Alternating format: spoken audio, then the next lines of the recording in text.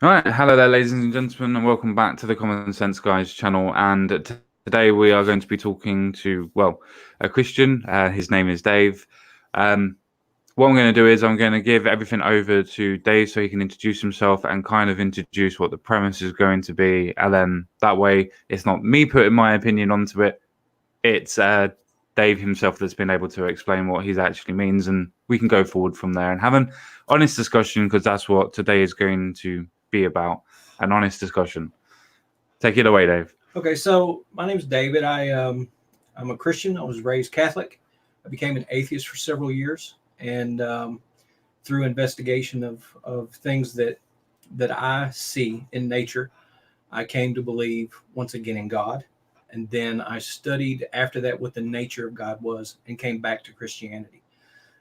And so we have been having a little bit of a discussion. We actually ran into each other on Facebook.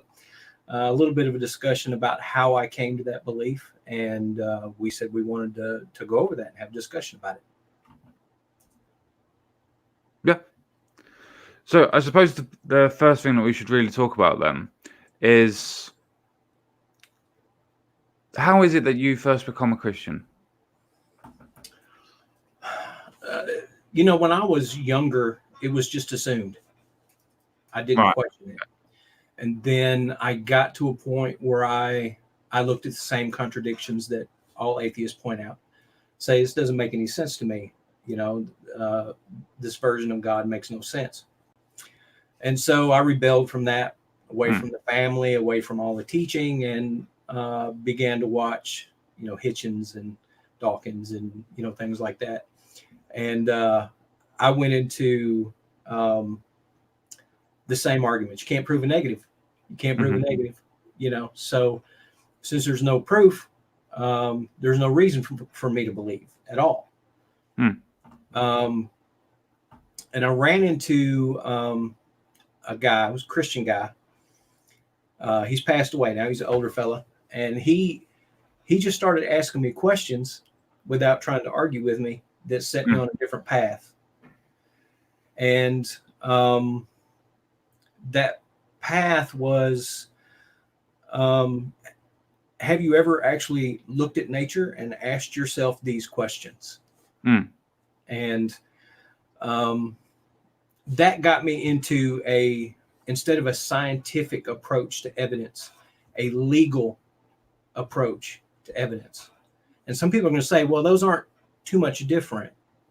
But we bring up the argument of you can't prove a negative, but in fact, proof and evidence are different. A proof is a preponderance of evidence that leads you to something that's known as a fact, whereas evidence are little bits of information that you compile together to reach that proof. So when we have let's say a murder, for instance, someone dies, okay? There is immediately a question, did the person die of natural causes, or did they die from someone being malicious? There are, inside that set of arguments against almost anyone who commits a crime, both evidence against and exculpatory evidence that would suggest that they didn't do it. Sure. Even though you can't prove that they didn't do it. In the West, our court systems, you're never found innocent, really. You're found not guilty because the proof did not bear out that we can prove that you actually did it. You can, depending on your burden of proof, decide, well, I think this did happen or didn't happen. And so what I find with a lot of atheists is that their burden of proof that they have in their head is 100% absolute. God must be proven or else he doesn't exist. And so I don't function that way. I function on a more likely than not set of proofs. And so my evidence can stack up shorter than maybe yours can. Like I don't need 100% proof, because God's not going to come down and stand before me and say, hey, look, this is who I am. And if you didn't believe, let's take you, for instance, you don't believe. If God sent you a burning bush and spoke to you out of that burning bush, you would probably think you're just crazy and wouldn't accept that as proof anyway. So what do you consider proof? What do you consider evidence? And if there was evidence for the existence of God, what would that even look like? Well, I mean, just to go on to myself, as I said before stream, I would be able to accept whatever evidence there is to be able to, that proves to me that there is a God. Now, that preponderance of evidence doesn't necessarily notate that I would have to see an actual God in front of me, but I would have to have a version of evidence that me myself would have to lead myself to a conclusion that God exists. Again, that doesn't necessarily mean that I would actually follow him afterwards, but I'm more into the camp of understanding that different people's worldviews always come from a point of believing. So if I was to believe that there was a God, maybe my worldview would be completely different. My aspect of these types of discussions is normally to understand where people's belief systems come from. I found it interesting that the beginning of the conversation was a case of you saying that your belief stemmed from the fact of it was almost expected of me. Mm-hmm. Is that the reason why you think that you may have left a faith to begin with to follow another type of similar faith? Yes and no. It's almost impossible to remove the possibility of pre-programmed thought from someone who was raised in an atmosphere. So like I can accept the fact that my exposure to Christianity from a young age would have an impact on me. And there's no way for me to really quantify what that is. So if someone comes to me, it's one of the issues I have in discussions with atheists is that when they come at me with this, well, you're an idiot because you believe in God. Well, I just walk away. I mean, there's no point. Like at a certain point, you have to understand that I can't argue that people are not influenced, but everyone is influenced every moment of their life. Sure. If you're an atheist and you have a lot of atheist friends, I have a lot of atheist friends. I told you that from my time. Yeah. They still influence me. They still ask me questions. They still say, well, what do you think about this? Or what do you think about that? That has an influence on it. So to remove the possibility that I ended up at Christianity again, even though Protestant versus Catholic, I can't completely remove that from the equation. That's a judgment that someone looking at me and evaluating the things I say would have to make. I mean, the main reason why I asked the question wasn't to try and say, oh, well, you've changed faith, so that disproves the fact that you believed in the first place. It was more of a case of, because you said straight away by your own admission that you were expected to follow, I wonder if that was the expectancy to follow that made you follow, but was also one of the reasons why you, should we say, rebelled to begin with and then found your way back, so to speak. It's possible. It's difficult for me to say because I only have one set of experiences to pull from. So it's hard for me to judge how much that would influence me versus someone who wasn't raised in that atmosphere, because it's something that's unobservable. I did not experience it. So I can't objectively describe to you how much influence that would have had. Like I say, it has to come from people who would talk to me and ask me good questions, and they have to make that judgment on their own. Sure. I mean, the main reason why I'm kind of pulling up on it, and I don't mean to, because I'm not trying to go, well, you said this, so that disproves your argument or anything. I just find it very interesting that of your own volition, of your own, let's say, admittance, that you were saying that straight away that, well, the reason why I believed at least to begin with, was because it was expected of me.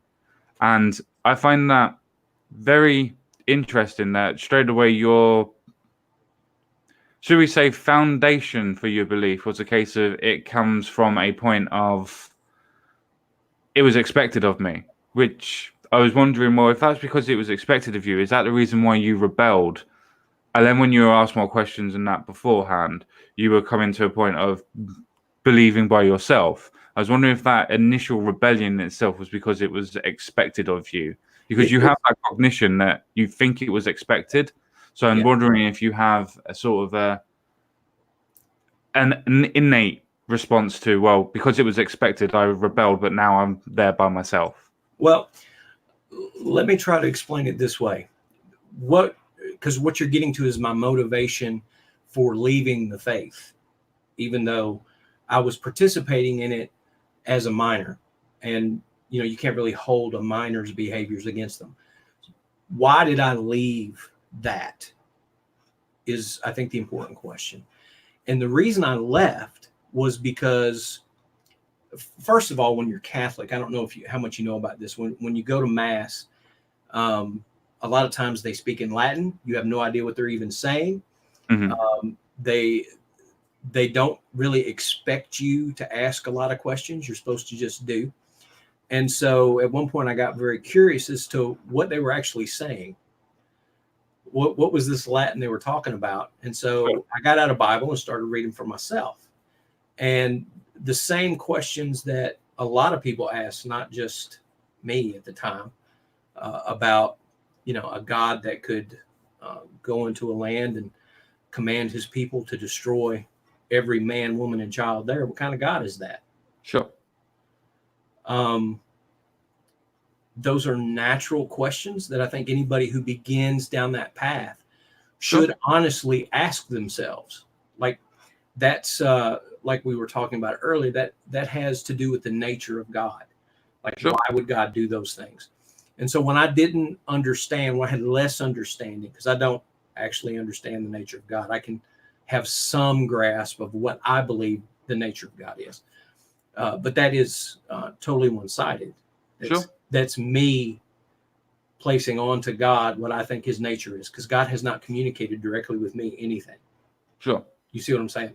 No, of course, yeah. As I struggled with that, I left and walked away and stopped studying for maybe 12 years. I didn't look at the Bible. I didn't have any use for theology at all until I just randomly ran across somebody who was asking me some pretty good questions and made me go look again. I mean, my point to the question, which I won't go back to again, but my point to the question wasn't a case of how you left. It was the way that you had a realization, and I don't mean all realization of, oh, he left because of this reasons, but the way that you've explained it is that because you were expected to, at the beginning at least, that's the reason why you think you believed. Again, I'm not trying to keep on harping back to it and go, well, you left, so that's a point for me. No, it wasn't what my question was, or reasoning behind it, or rationale behind it was. It was to say that why would you use the word "it was expected of you" for you to begin your belief system? Well, when you're a child and you're being raised, families have expectations all the time as to how you behave, whether it's religious or not. I mean, some people say, you go to bed at 9 o'clock because that's when bedtime is. Some people, it's 10. As I grow up and I say, I don't want to go to bed at 9. I want to go to bed at 10. That's rebellion. But maybe later on in life, I say, you know what? I probably should went to bed at 9. Better to get more sleep. And so how much of that has to do with the expectation? I don't know. I can't answer. That's something that someone else would have to evaluate after having spoken with me for a period of time and said, okay, well, this guy seems to be pretty clear-headed about his beliefs, about how he got there. He thought about this. And so his rationale for leaving was a legitimate one. No, that's fair enough. That's something else somebody would have to decide on their own. No, that's absolutely fair enough. I would come to ask you a next question then, which obviously you were saying beforehand that you have more of a belief in more of a natural and more of a, like, people are asking you more and more harder question towards your faith, which then brought you back towards a particular sect of religion, but Christianity overall. What was it that made that journey start to happen? Okay, so basically the question I asked you just a little bit ago was asked to me, and I had to begin to evaluate the way I was looking at the situation. Mhm. If there was evidence, not proof, if there was evidence for God, what would that evidence look like? Sure. And so I had to think to myself, humanity is not completely without tools with which we evaluate the facts of things. Like we said, the murder trial. Sure. We may not have a video. We may not have DNA. We might not have anything except motive and opportunity. And people have been convicted, sent to the electric chair, locked up for their entire life.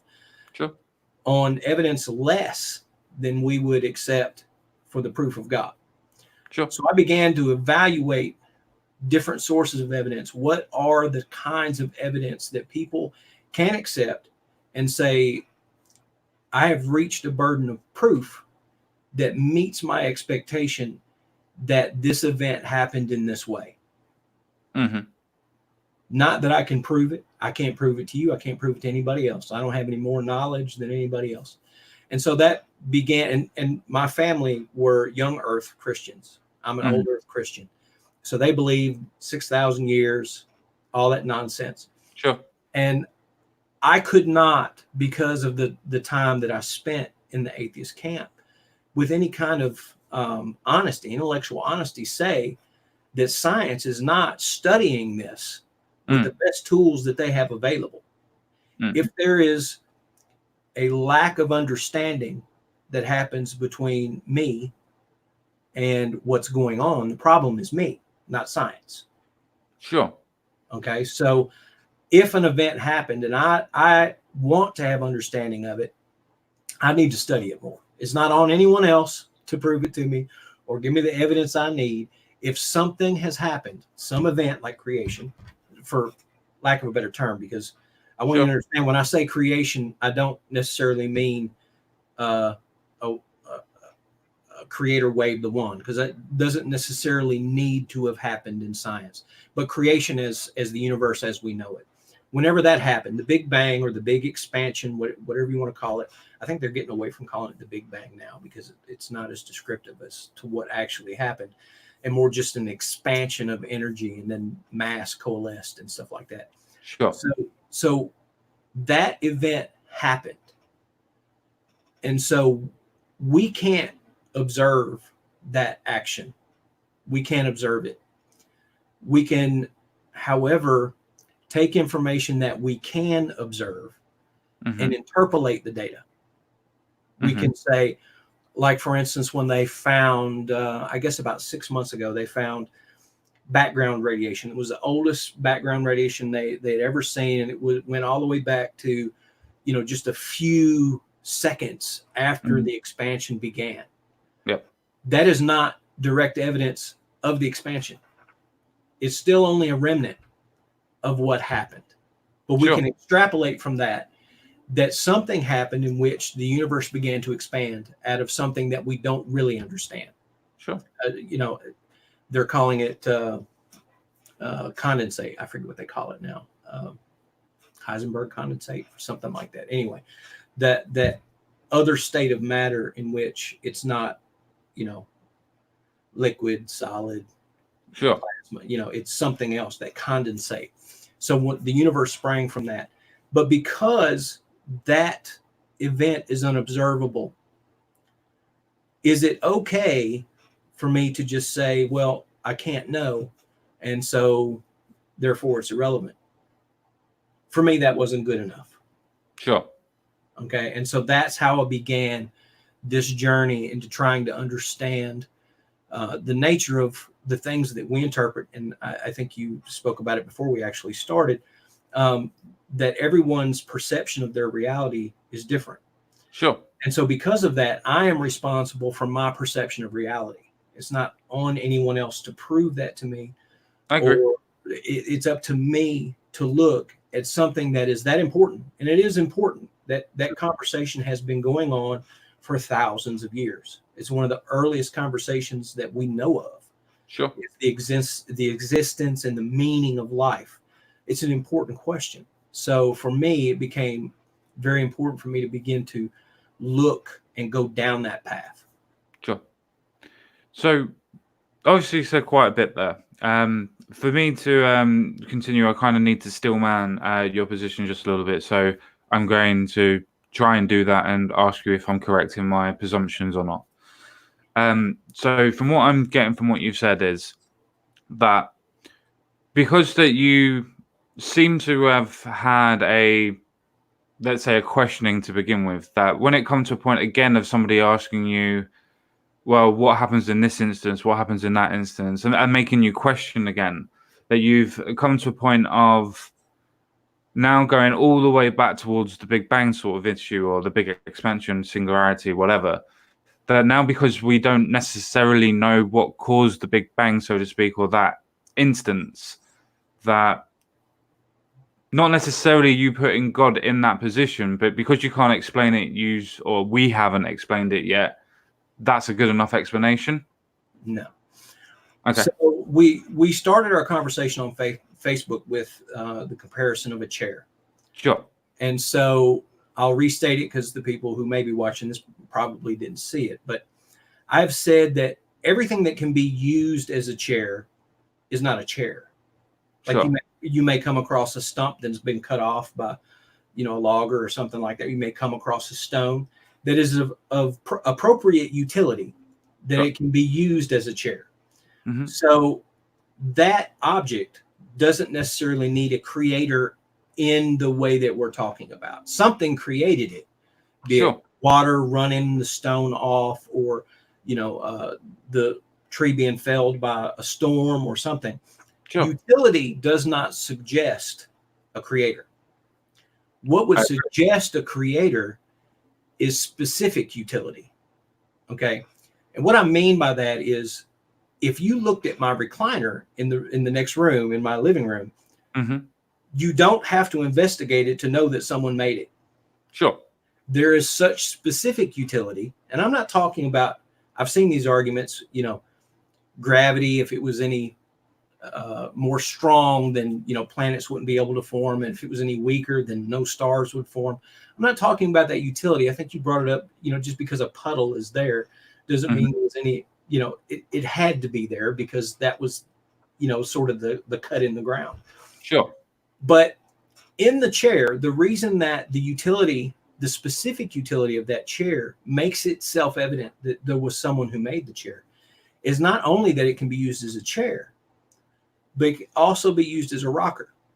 It can also be used as a bed. It's also made intentionally to be comfortable when you sit on for long periods of time. Sure. You can add not just utility, but specific utilities to that description, Sure. which will make something self-evident that it was designed. It didn't just happen. Sure. Okay? Now, what those things are may be different for you than they are for me. Those things that I look at the universe and say, well, that's a specific utility. One of my examples is they're doing study right now. Actually, Jordan Peterson put up a good video about this the other day. So like you go outside and it's dark outside, and you look up and you see a star that's 20 million light years away. Sure. That means that star had to emit that single photon. It's probably all your eyes are going to get is one photon. So it had to emit that single photon 20 million years ago. Mm-hmm. So there's a branch of science right now that says if you did not go outside and look up at that star, the star would have known 20 million years ago not to emit that photon. Now, how, if that's true, how could that happen? Another example. Wait. Before you carry on, what do you mean? What do you mean by that? Okay, it's getting into an area of physics. Let me go to the next one, and maybe I can narrow it down a little bit for you. So we know that photons are both waves and particles at the same time. Yes. Okay. They do not resolve themselves until they are observed. How does the particle know? That means that all that they do is that they don't turn back into a wave until they are being observed. That doesn't mean they're not there until they're being. No, they resolve. They become whatever we observe when we observe it. Yeah, but until it's observed, that means that they come back to a wave. That means they come back to a wave once they're being observed. They can act like a particle until they're being observed, and then they are observed as being a wave. They're still there, though. Right. Yeah, absolutely. It's there. Absolutely, it's there. It has to do with the uncertainty principle. But how does the photon know it's being observed? How can it know to resolve itself one way or another if it's not being observed? Like if no one's observing it, it exists as both at the same time. So where is the specific utility of it not just being a particle or a wave? That is a specific utility that is beyond our function. It's something we don't understand. It's something that we can't explain. And an action that appears to be intelligent, that is not intelligent. The only thing that the reason why I'm pushing back against it is because you're using that as an example, especially with the Jordan Peterson section, to try and say that because that we don't know that it was being observed, or because that we looked at it at a particular point of view, that if we didn't look at it, then it wouldn't have been done. It's trying to suggest that because we looked, then that it was specifically done 20 million years ago for a particular perception. That is what that study is suggesting. There's people doing work on that particular part of that as we speak. So look, just so I can understand the premise properly, your idea is, or the idea of the study, or your interpretation of the study is that because something that was emitting a light, a photon, and because the photon doesn't necessarily mean that it's a particle or wave, it only reacts in a certain way when it's being observed, and we don't understand how that actually works, particularly at this minute in time, or what observe actually means at this particular point in time. As far as I was aware, observe means that when it's trying to take measurements, and the way that we take measurements for it can't actually necessitate the two. But besides the point, when it comes to the point of it being 20 million years ago, somehow that light, or that light source, or that in itself, was able to realize that 20 million years later, that you yourself or somebody else that was doing a study stood outside on the balcony or wherever and was able to look up at that star, and that particular one photon or that particular one aspect of light was able to hit your retina, and that was not necessarily pre-designed, but was necessitated 20 million years ago.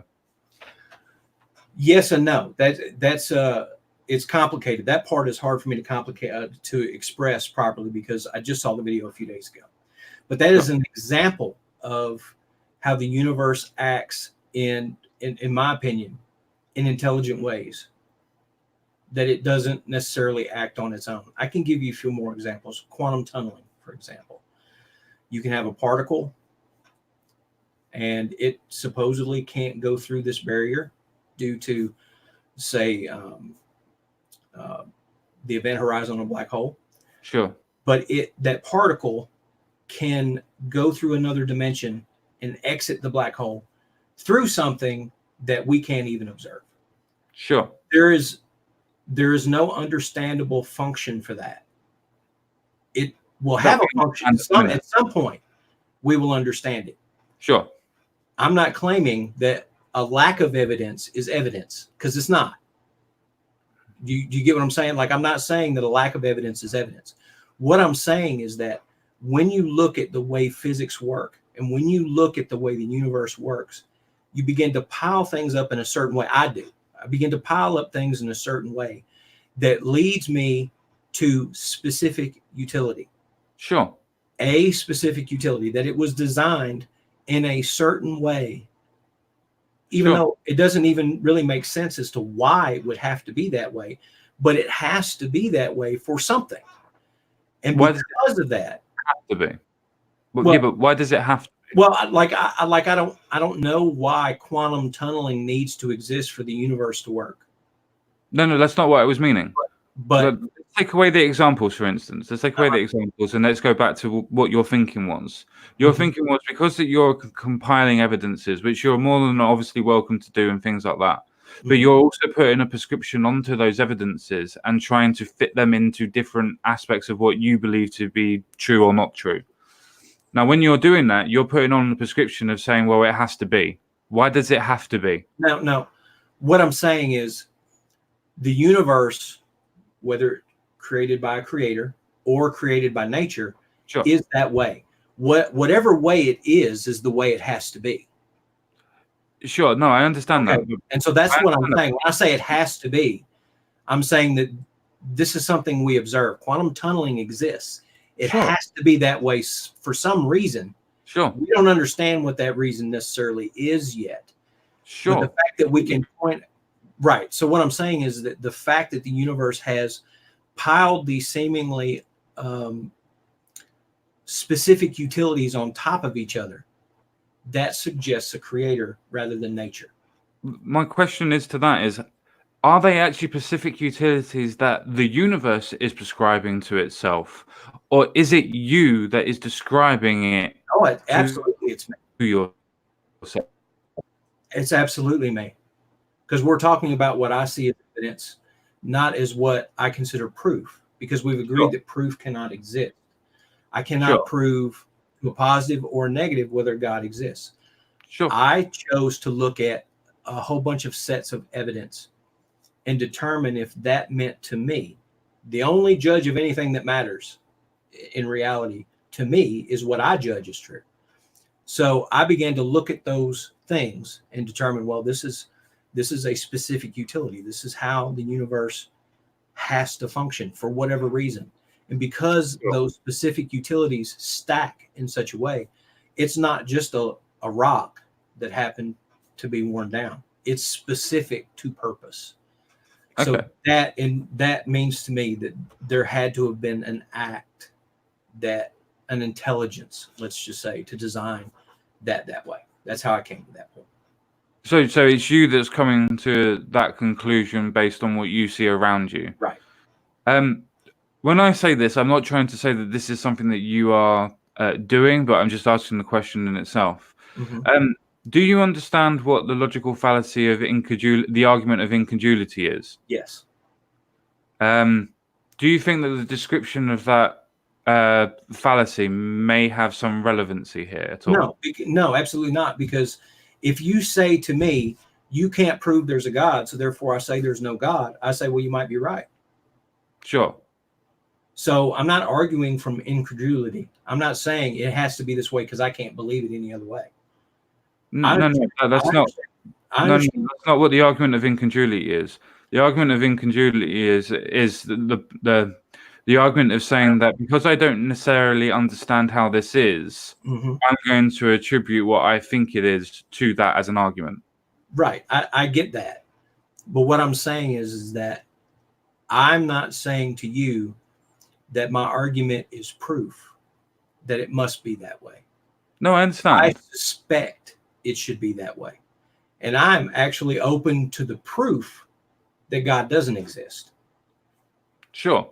But I'm not. In that evidence will present itself, not that we will say we have proven a negative.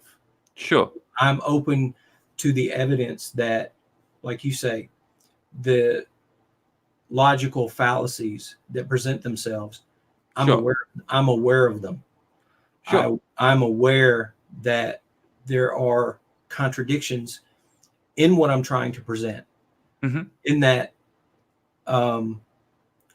what I say about the proof of a chair being a chair is open to interpretation.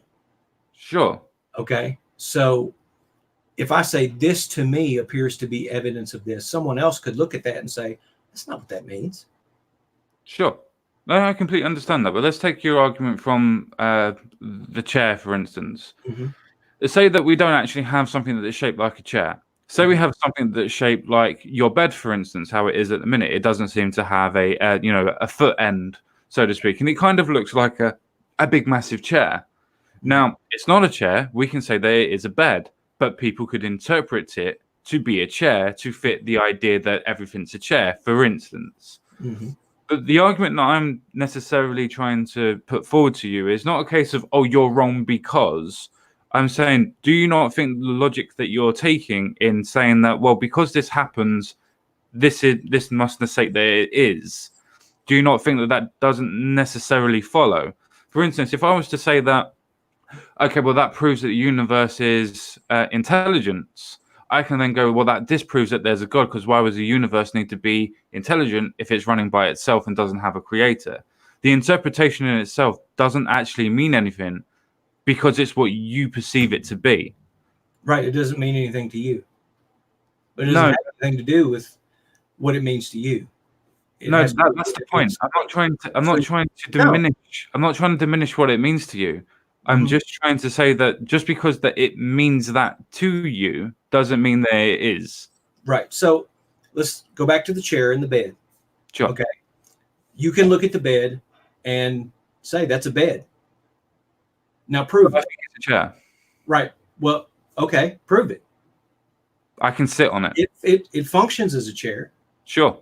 Okay. But anyone who looks at the bed and knows what a bed is knows it's a bed.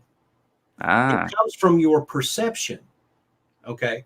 And for me, the way I see the universe to work is how I got back to that path. Sure. So that's not necessarily going to be what's true for you, but that's why I asked you earlier if there was some form of evidence that would prove a God. Sure. What would it even look like? Like, well, you have to have a direct evidence or correlation that a God is either necessarily controlling something or has influence over something. But now, even if we take your examples as gospel truth, that doesn't mean that something else is controlling those photons, right. or it doesn't necessarily mean that something else is controlling the quantum tunneling. You could argue that the protons or the ideas themselves are the ones that are controlling it themselves. Yep. That doesn't mean that an outside factor is controlling them. Right. I don't believe that an outside factor is controlling them right now.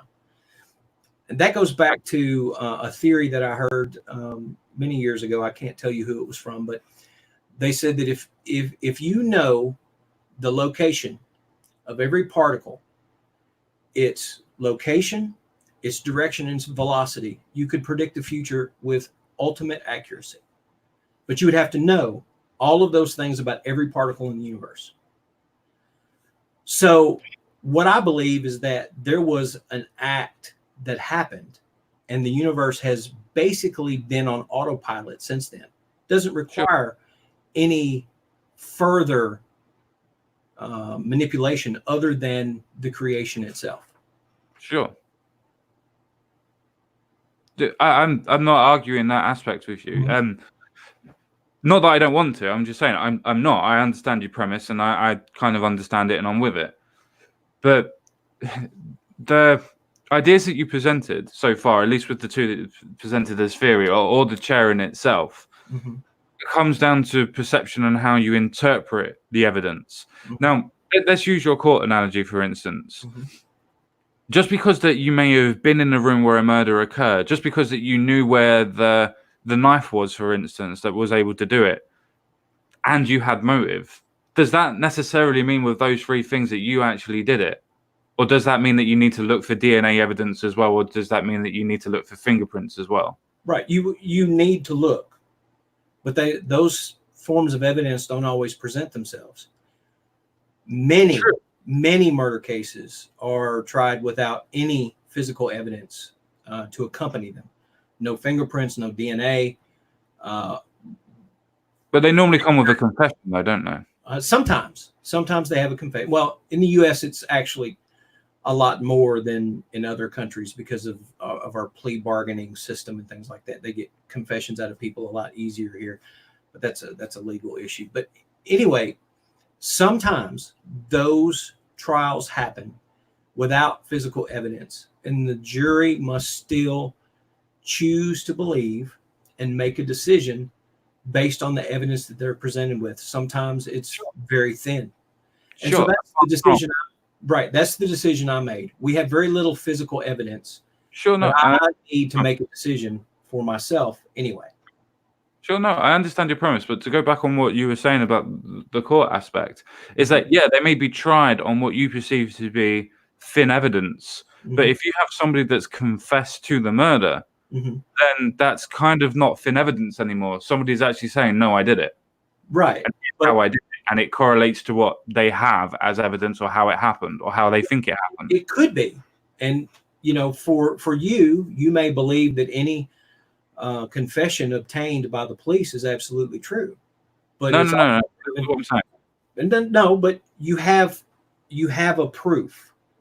And a confession is a type of evidence that's used to obtain the conviction. And I get Sure. that. Okay. Sure.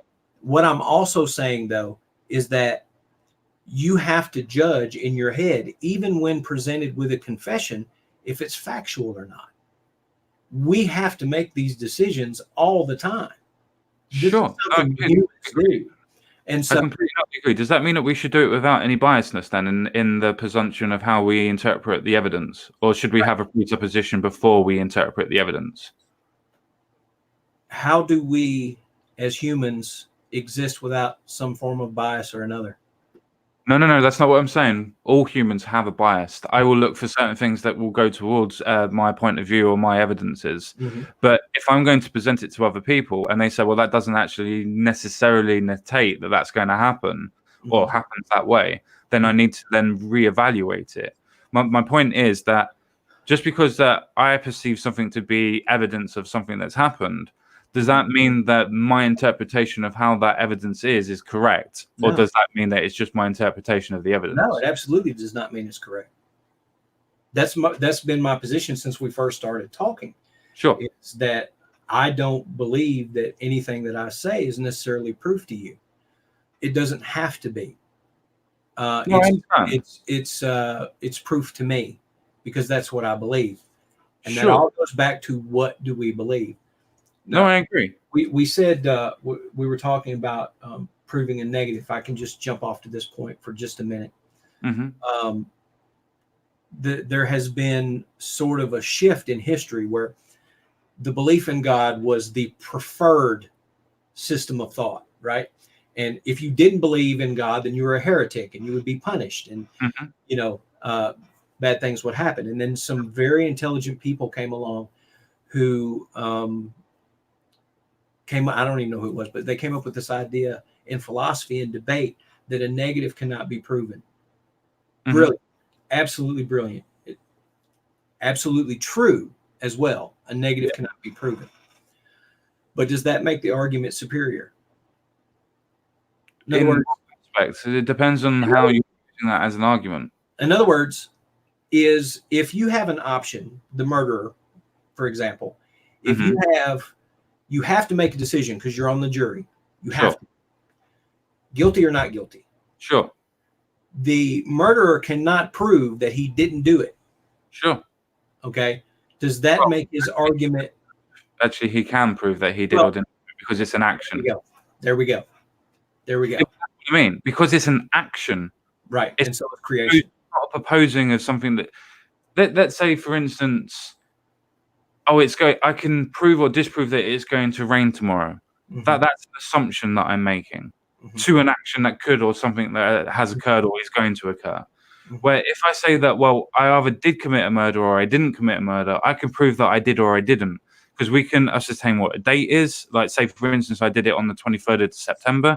You can find out where I was, where I wasn't, what happened. I can prove where I was. I can have alibis to prove that I wasn't there, or so on and so forth. In that instance, I can prove that I didn't do that action. But if I was to say that I believe in a unicorn, as I said to you before, now disprove that the unicorn exists, no matter how much I say that, well, there's no evidence, no one's ever seen one, blah, blah, blah, blah, blah, blah, blah, because it's a faith-based position that you're holding, I cannot disprove that negative to you because it's a belief-based, not a factual or action-based. Yep. And let's go back to the action. Okay. You can prove that you didn't do it. Others can as well. It's exculpatory evidence. It's evidence that leads to a proof. DNA is one of those physical proofs that is exculpatory. It is completely, it can completely eliminate a suspect. Sure. Okay. So you don't necessarily have to prove a negative. Someone else can prove a negative.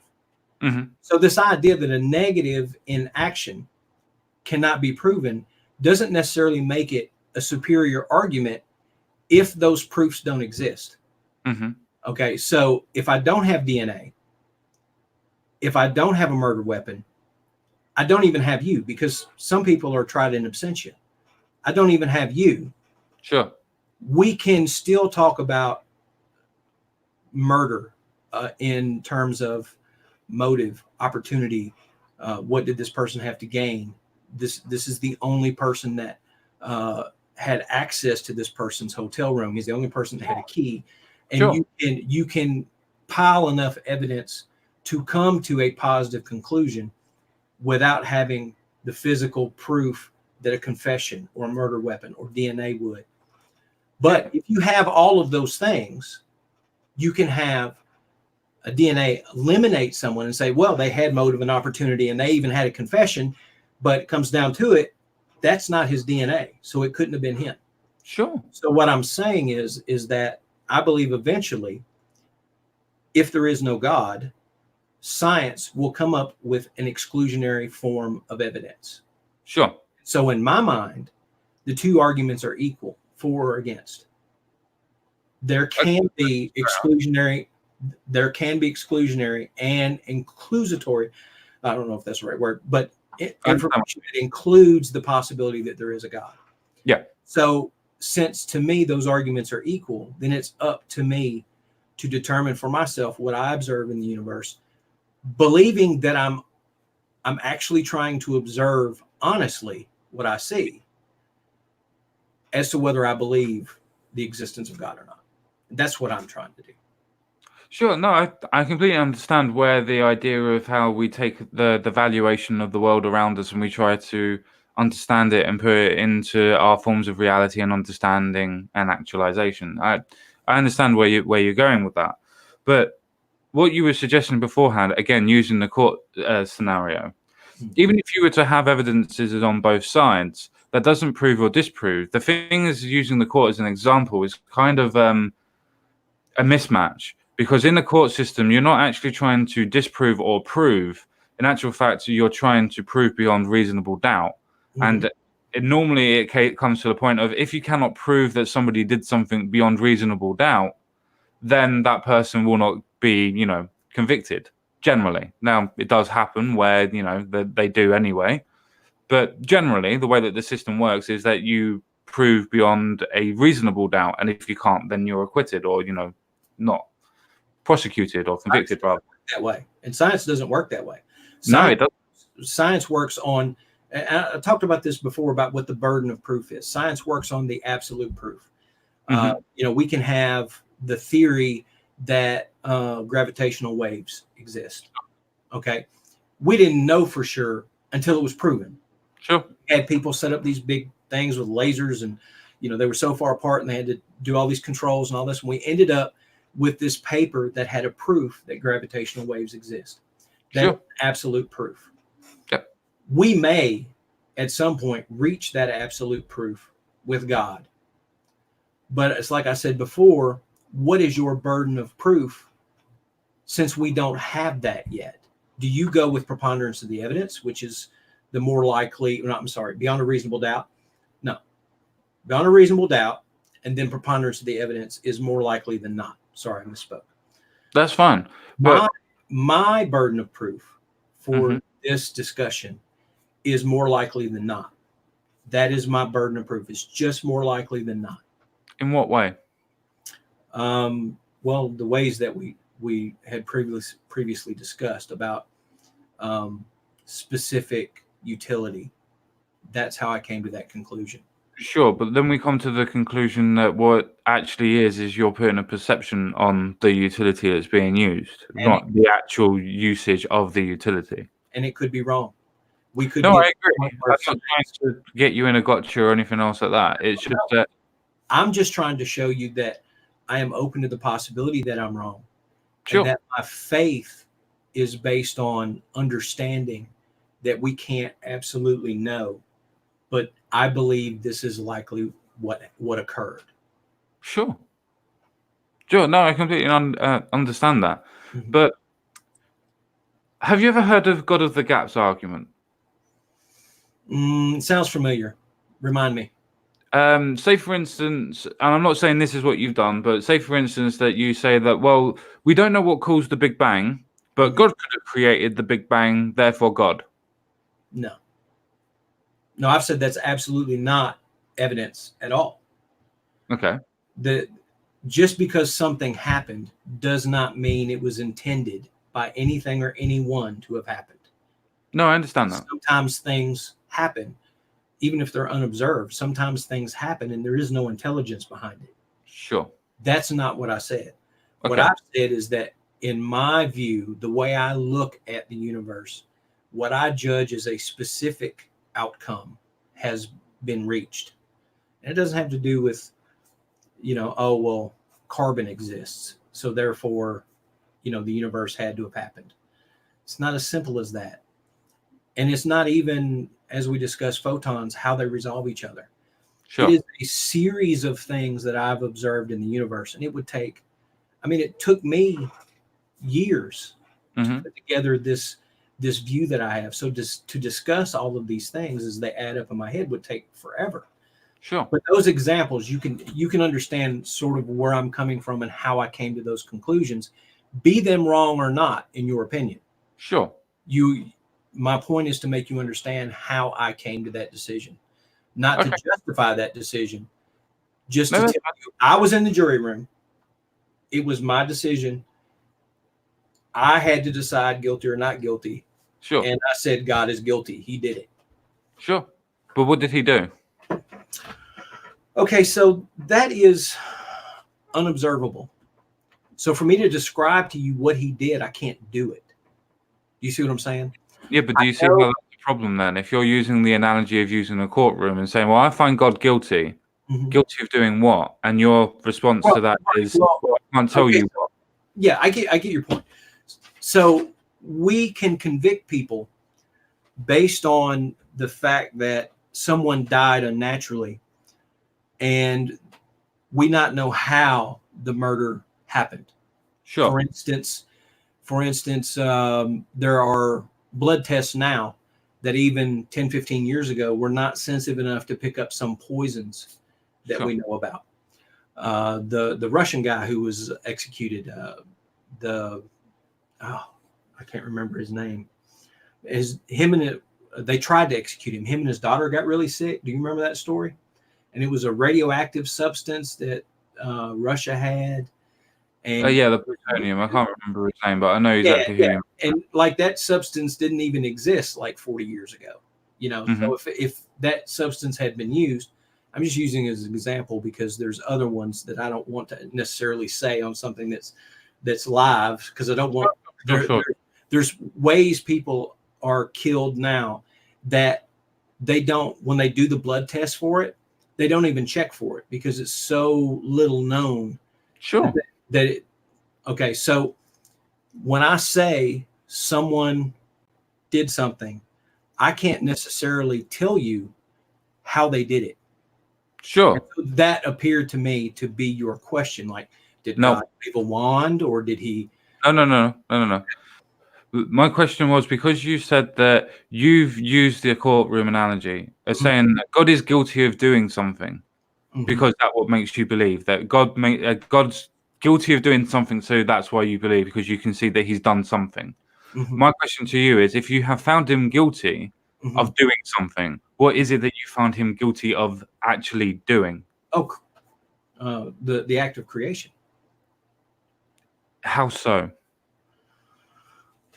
Well, I mean, we're kind of circling back around to that question of what my proofs are, what my evidence. I keep saying proof, and I don't mean proof. No, I'm not worried about. I'm not worried about what your proofs are. I'm not worried about what your proofs are. I'm trying to understand where your beliefs and your ideas and your rationale is coming from.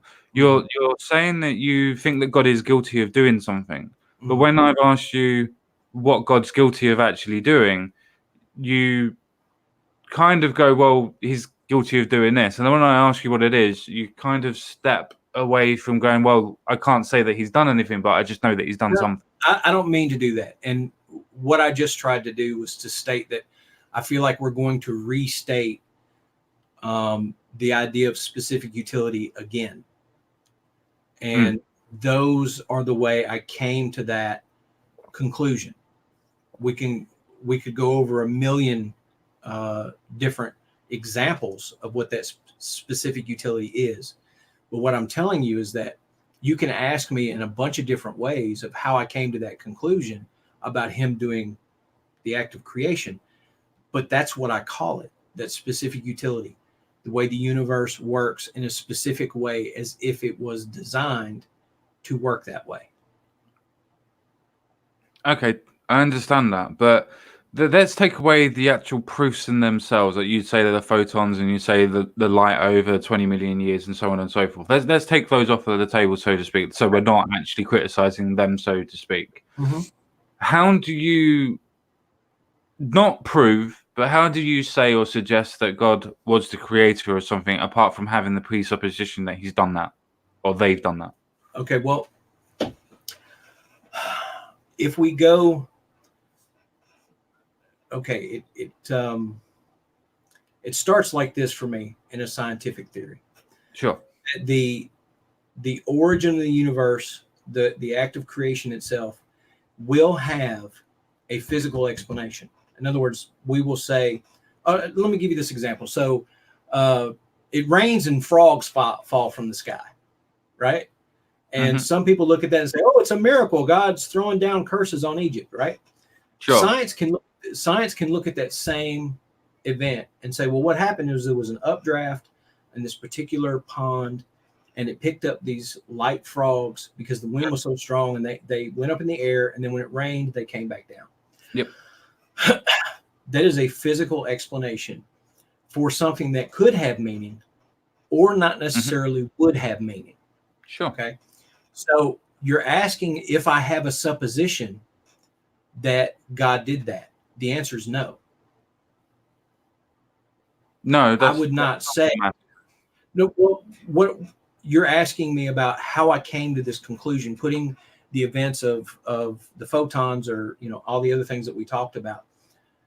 No, how did I come to? That's still not what my question is. My question is specifically, you say that your presupposition is that God created something, and that's your idea of the reasons why you believe in what you do. My direct question to you is, if you take away that presupposition of God created, how do you say that God created something? Okay, so I To be didn't fair, that was say very badly worded. yeah. Well, it's part of the. I think part of it is the fact that I'm trying to get across an idea that it's difficult to word. We sort of talked about that. Sometimes getting complex ideas across are a little difficult. So what I'm trying to say is not that my presupposition led to that. What I'm telling you is that you may believe that the presupposition never left me, that because I was a Christian as a child, that I never really accepted that. You may say that. Some may say that I'm not looking at it from a bias-free sort of environment. What I'm saying to you is that, as far as I know, what I can attest to, I believed for a long period of time that there was no God to do this act. So the idea that it is a presupposition in my mind is false. I came to that conclusion after looking at the events, assuming that there was no God. Okay. And so the presupposition part of that is something I think I'm sort of getting hung up on when you say that. Sure. Because in my mind, well, it could be false. In my mind, that presupposition didn't happen that way. Okay. That I looked at science and said for a very long time and just said there is no God, and this is just how it happened. And sure. And whatever science says is what it is. And then over time said, well, wait a minute. This seems to be too specific to purpose for it to be something that just occurred. In what way? How do I say this without going down the same path again? So your specific path is because that there is some sort of forms of intelligences that we don't necessarily understand, and things that we don't think should have a form of intelligences, that then gives credence for what you believe. It's not just that. Okay. See, that would be one specific utility. Okay. Okay. Uh, When you say utility, what do you mean? Do you mean what we describe something to have, or what we think that something should have? No, like the quantum tunneling thing, it's a utility that we don't even understand. Sure. I can't give a reason for its purpose, but there are a series in my mind of specific utilities that are not necessary for the universe to exist. Like, let's just say event horizons. Let's just say, Sure. Okay, we know why they exist. We know that they exist because gravity becomes so great that light can't escape once it gets this particular close. Okay. Sure. So we know the physical why it exists. Okay. But that why is different from why does it need to be? Like, why did the universe need to be created in such a way that black holes existed? Do you see where the presupposition is there? To ask a question? No, do you see where the presupposition is there? Why are black holes created? Right.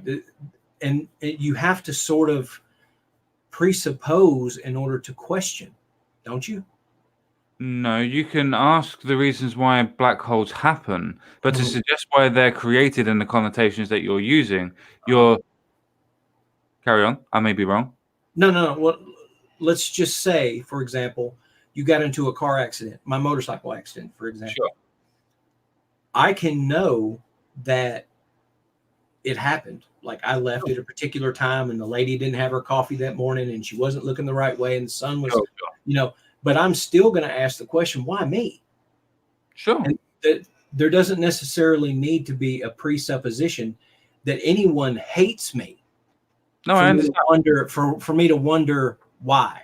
Is there a greater meaning to that? Does that mean I shouldn't probably ride motorcycles? Does that mean, I was just unlucky? What does that mean for me?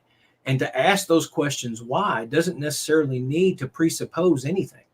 No, I understand that. But asking the question curiosity. I'm sorry, go ahead. I was going to say those are fine and perfectly reasonable questions to ask, but they don't actually presuppose that anything was the reasoning behind it. To say that, oh, well, why would anybody create a black hole? Or why would something create a black hole? Or why does a black hole need to be created? Already has the idea that they are being created for a specific purpose. When, in actual fact, as far as I'm aware, most black holes are when matter comes to a point of collapsing on itself and creating a gravity singularization that collapses on itself and pulls everything in and gets bigger and bigger and bigger. So it doesn't actually have a reason why it's created, but we understand the reasonings why it was created or how it was created. Okay, so I think we're getting stuck on each example. So, like, I don't argue that because a black hole exists, that is evidence. Sure. I'm suggesting that little nugget that I observed in the universe, that black holes existed, added to another little nugget that in my mind suggests an intelligent action. I added those things together and came to a conclusion that they were intended. I did not have in my mind the idea that it was intended first. I began to ask questions of myself about, is the way I'm viewing the universe real or not? Is it something that I'm seeing that is something that could just happen? It possibly just happen. It's just science, just nature.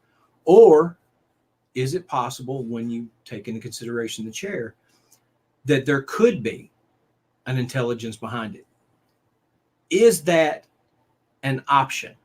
And the answer to that question is yes. Of course it's an option.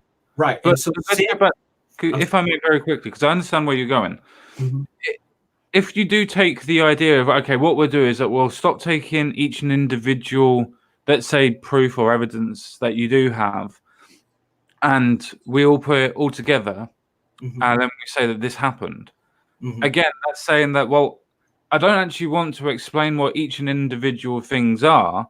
I actually want to have the presupposition that I think happened this way, and I'm using this as evidence as. The reason why I say that is not because I'm going, well, you're thinking this because you want to. It's how I see the conversation and how it's evolved, so to speak, where it comes to a point of, right, I've used this as an idea, but because you've kind of explained where it could come naturally, I'm going to move on to a different point. And when I've gone, well, this happens like that, or how we think it happens, you've gone, well, let's not take it all as individual points then. Let's just throw it all together. Well, just that's not really what I've said. That's not really what I've said. What I've tried to do is give you examples, and then as you question the examples, I try to give an explanation of that example, which you find to be insufficient for the argument. So I add another example. No, I don't find them insufficient to the argument. I just find the reasoning or the rationale to support your argument not there. Right. Well, that's the same thing. If my rationale, not the same thing, my rationale is not there, then I have not either made the argument or I've made it insufficiently. So I try to move to another example. I'm not trying to discount the previous examples that I've used. I'm acknowledging that each one of those individual examples is not necessarily proof of the argument that I'm trying to make, because the way I made the decision was based on a multitude of these examples. Each one of those you may dismiss. You may say it means something completely different. It's your bias. You're looking at it that way because of, okay, you're allowed to make that argument that this example is insufficient. That example is insufficient. You may even make the argument that all of the examples in the world I could give you are insufficient. That's not my point. My point is that that's how I came to that decision. I understand that. I do understand that. And I could come to the point of saying that, oh, everything that you ever give me is going to be wrong in my eyes, so to speak, or not enough evidence. But that's not what I'm doing here. I'm not trying to say, well, this evidence is wrong or this evidence is that. I'm trying to say that the evidence that you're providing for yourself to say, well, this happened because this, I'm trying to say to you, well, we have a naturalistic explanation, or at least one that doesn't mean necessarily that it's what you think. How do you feel about that? And I'm perfectly fine with that. Okay, I wasn't trying to go down the road of saying, well, how do you feel about this and how do you feel about that? I was trying to point out the fact that I'm not challenging you on your beliefs, so to speak. I'm challenging you on the reasons why you hold them. Right. I get that. But the reasons why I hold the beliefs are a series of events that I interpret in a particular way. Sure. And I have given immediately from the beginning of this conversation, I given immediately that those presuppositions, those interpretations may be flawed, but that's what I think. Sure. And I came to the conclusion that I had to make a decision based on the idea that this was an important decision for all of humanity, not just you, not just me. Of course. Everybody. So I had to come to a conclusion. It was not good enough for me to just say, well, since we can't prove it 100% mathematically that God exists or not, then I'm just going to wait. So I had to make a decision based on that, on less than 100% evidence. And that's what I've done. Sure. So just on those points, and again, not attacking you can hold whatever faith or belief that you so choose to, and that's absolutely fine with no problems. Can I just say this? Can I just say this real quick? You do not have to keep telling me that you're not attacking me. I in no way feel attacked. Okay.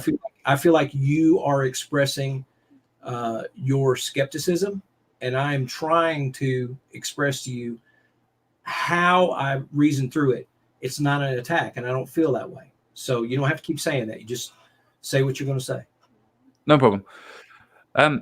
When it comes to the point of what you've just said, that let's say that you've took a leap of faith. And I use that colloquially, but let's say that you've taken your leap of faith where you've made a decision that you're either going to believe or not believe. That means that you've made an assertive decision, and that means that you've made an assertive decision on the evidences in which that you have decided for yourself is good enough, so to speak, which is, again, absolutely fine. But if you come to a point of saying that, okay, well, I've made this choice, I've made this decision, so to speak. Mhm. Then when I come and say, or somebody like me comes and says, well, what are the reasonings behind it? Because you may have the correct reasoning, you may have the correct outcome, and the evidences that you give to me seem to be, in my opinion, seem to be a case of, well, I think this because this happens because of this. That's where I'm going. It seems kind of, in my opinion, you're looking for evidences to fill a gap rather than it actually being what fills the gap. Right. I get that. That's why I try to take it down to something as simple as the chair and the way I interpret the data that I'm seeing. We all have the same data set. Science is the same for me and you and everyone else. We all have the same data set. Some people may look at this, take climate change, for example. Some people look at that and they say the world's going to end. Some people look at it and say this is a complete bunk. Now, we're both looking at the same data set. Sure. Some people are biased. They look at it from perspective of the world's going to end. Greta Thunberg, however you say, she's going to look at it from that bias. And there's other people that are going to be, I don't want to talk to you about it. It's complete nonsense. I've seen people lying about it since 1970. I'm not one of those. Okay. But the point is that we all have the same data set, and I have made a decision different from yours. Sure. And so I'm not trying to convince you of it. I'm trying to tell you how I'm thinking. So we get to the chair, and I say in the chair, this very simple object. For example, there was a case that went before Supreme Court about pornography back in the 60s. I don't even remember the case. Sure. But they said, pornography of this kind is illegal. And they said, well, how do you know if it's that kind of pornography? They'll say, you know it when you see it. Sure. That's what I've said, is that I looked at this information and said, I know it because I see it. Does that mean I'm not biased? No, I've not said that. All I've said is you can look at what I'm saying and the way I'm trying to reason that out and make that decision for yourself. If I have bias or not, if I'm looking at it from a rational point of view, if I have belief just because I have belief and I was told to have it, or whatever. Some people are infirm. They have injuries and they seek God because they feel like they're out of control. You have to make those decisions about what I'm saying, if it's biased or not, on your own. You have to make that decision. No, I agree. But that's the reason why we should have conversations like this. Though, using your porn analogy, for instance, there are set criteria that come into porn. When the person is saying, oh, you'll know the type of porn that's been banned. Let's say, for instance, BDSM has been banned. Now, you could say that anything that has a point of having a woman tied up or anybody tied up comes to a point of it going into the category of BDSM. Because by definition, it would be in that category. Same as if you had any other categories, you could then put things and file them away into those different categories, as well as you know it when you look at it. So that's the part that I have a kind of a problem with, so to speak, is that I understand where you're going. I just don't see how you're putting it into different categories or filing it away in those categories. Though I would like to move away from that aspect anyway, because one of the things that I don't really want to go into is, oh, you should give me proof of the way that you believe. And I feel that that's kind of the way that the conversation's gone down, which is not the way that I wanted it to. But I would like to go on to the second part of what the discussion was does a creator God need a creator itself? No. Okay. Just like the creation doesn't necessarily need a creator, the creator wouldn't necessarily need a creator either. Okay, so how would it come into existence? I don't know. But that's the whole reason why I wanted the conversation is because if you're saying that a creator God that may have kickstarted the creation, so to speak, not in the idea of creationism, but kickstarted the idea of creation, then what created the creator?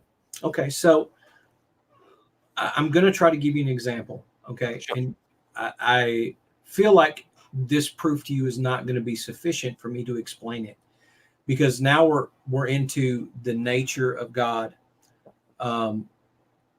assuming that he has a motive.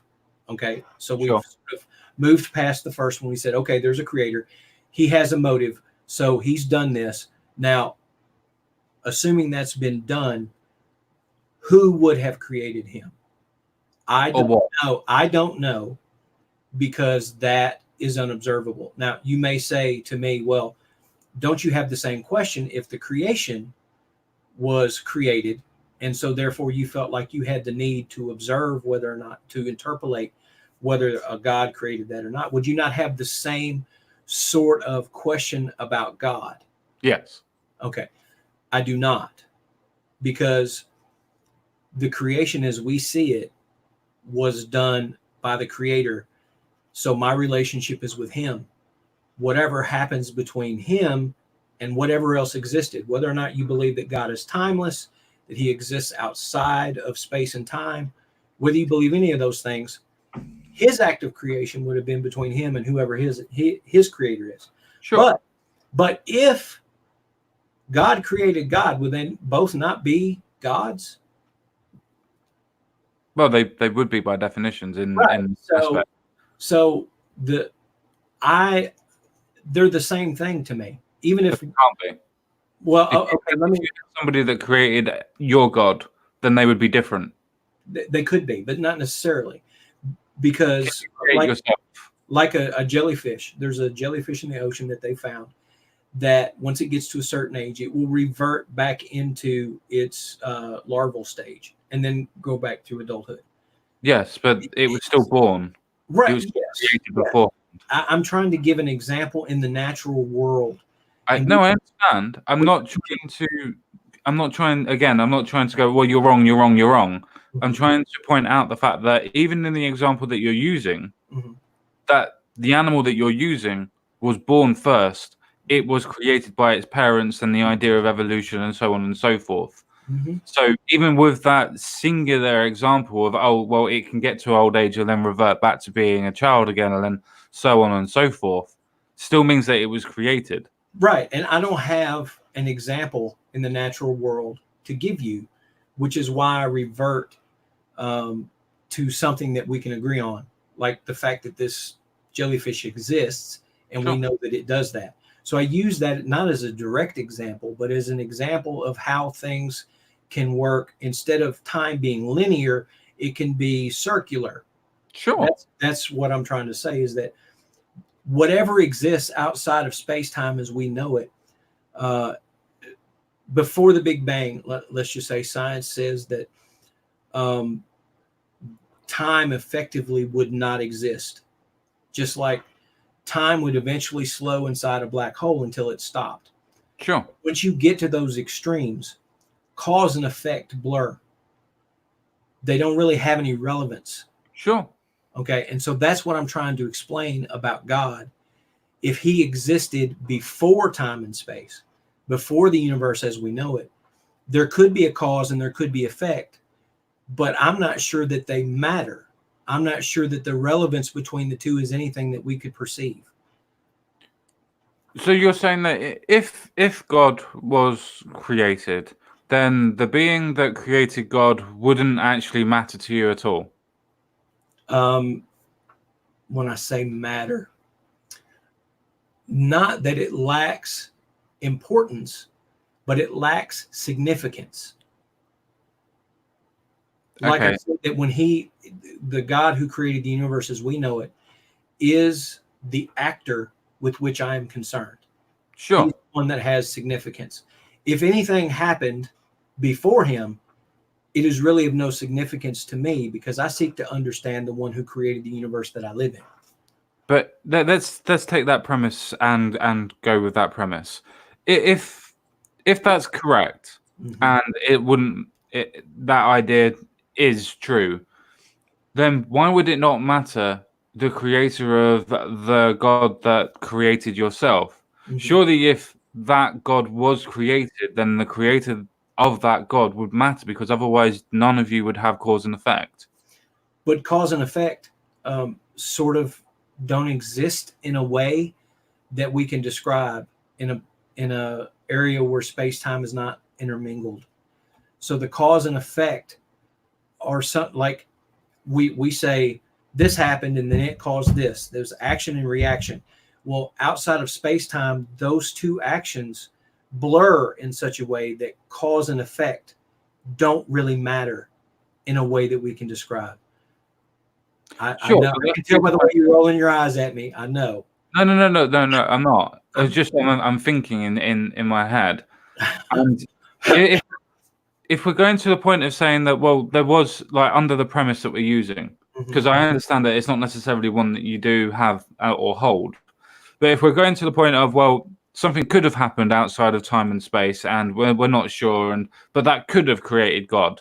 To say that, okay, well, the person or thing that created God doesn't matter, only God does, surely means that, well, the person who created Jesus doesn't matter anymore. Mary doesn't matter anymore because she only created Jesus or bore Jesus.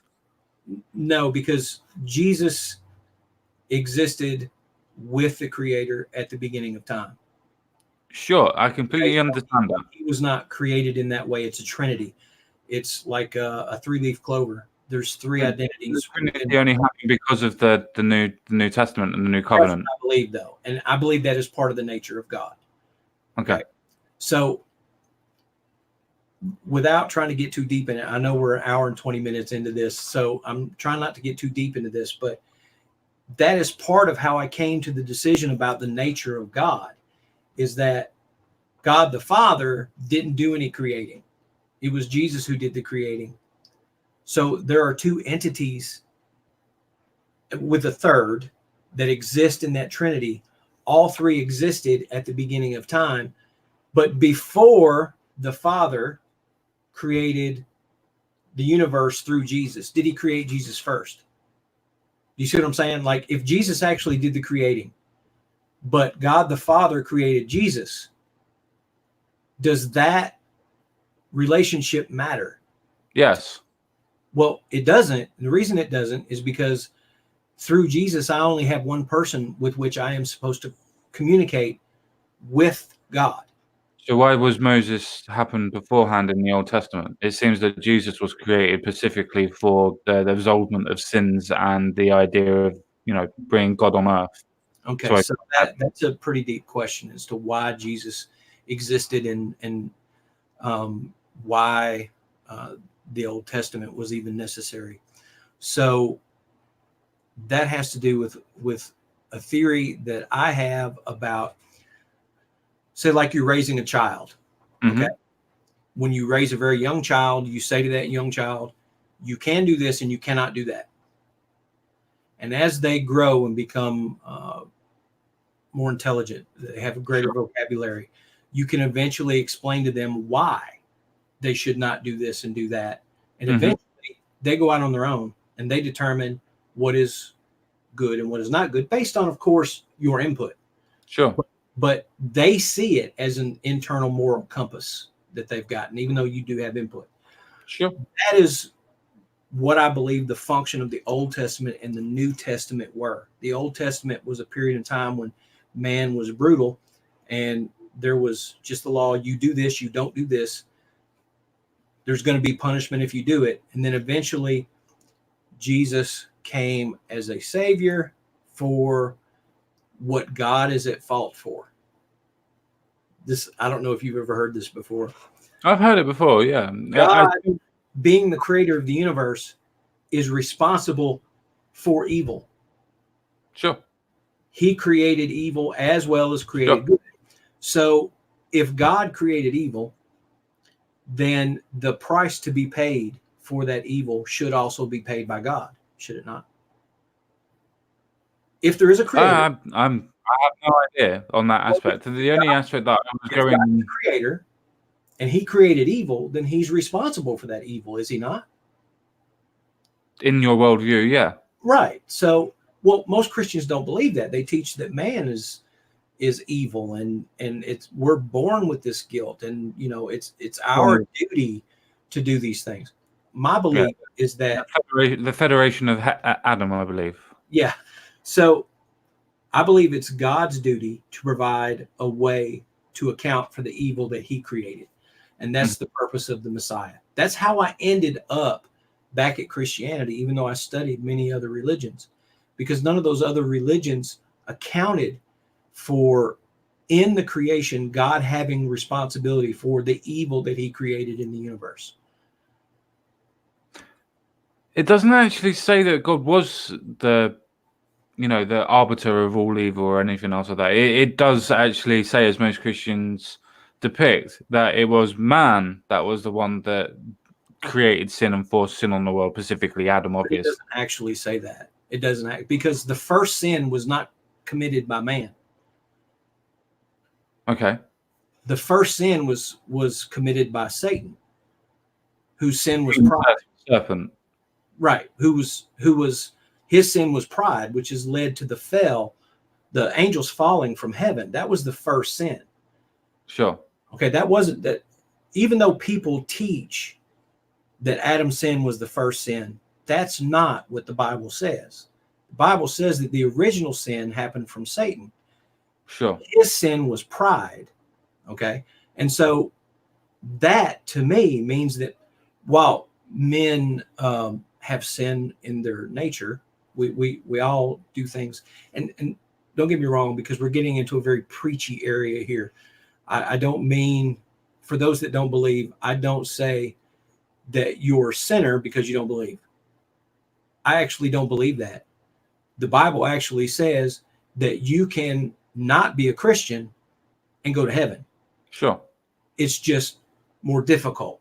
That's all it says, because you have to follow the law.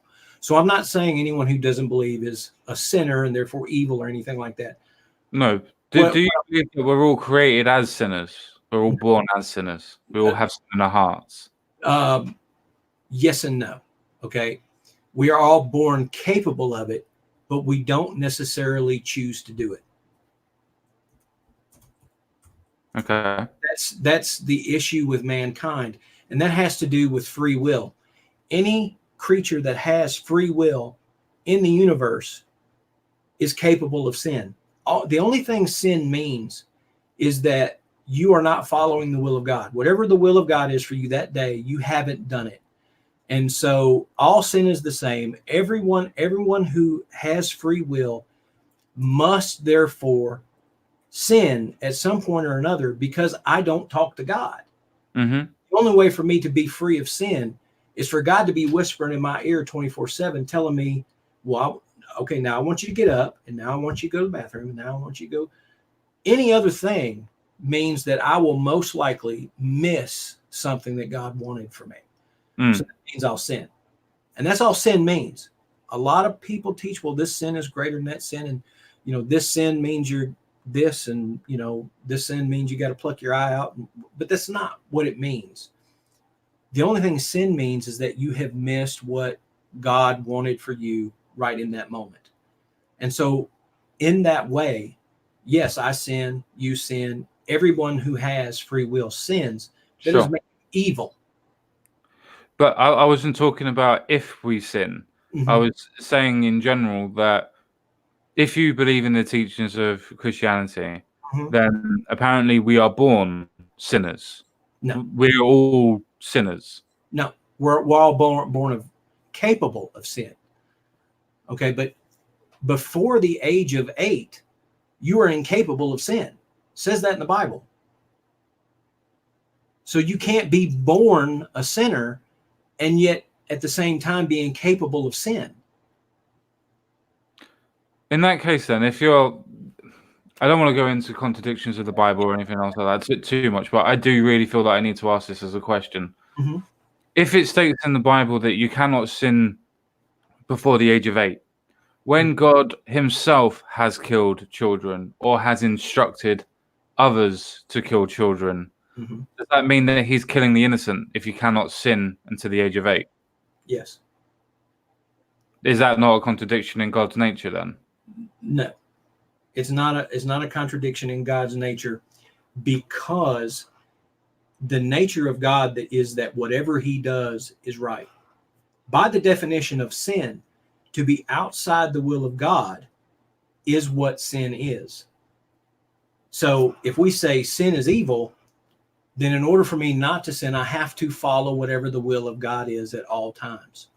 So that means whatever God says needs to happen is good by definition. Okay, that's fine. My point was, though, if you say that only people that have sinned deserve to obviously be judged and so on and so forth, Nope. or that God was being unjust because he doesn't kill sinners, so he doesn't kill non-sinners, then isn't that a contradiction in his own statements of beliefs or his own statements of actions? That if he says and does that, where he believes that people that haven't committed sin shouldn't die, then isn't he going against his own words and teachings? No, because the reason for that is, like I've said, that God created evil in the world. God is not this. Okay, so what you say is good and fair is not always going to match up with what God says is good and fair. But I'm not the one that says that it wasn't good to kill under 8-year-olds. I'm not saying that. What I'm saying is that what we're talking about is an objective morality versus the subjective morality that we have attributed to God. In other words, everyone says that God is good, and therefore whatever the Bible says is good. That is not what I'm trying to say. I have said that God created evil. So by his creation of creating evil, he was in part evil. Mm-hmm. Just because of his action, which created all of the evil in the world. So this dichotomy of, do I get to say that because God created evil, he created the entire world, good things happen, bad things happen, because those bad things happen, because he allowed it to happen. Sure.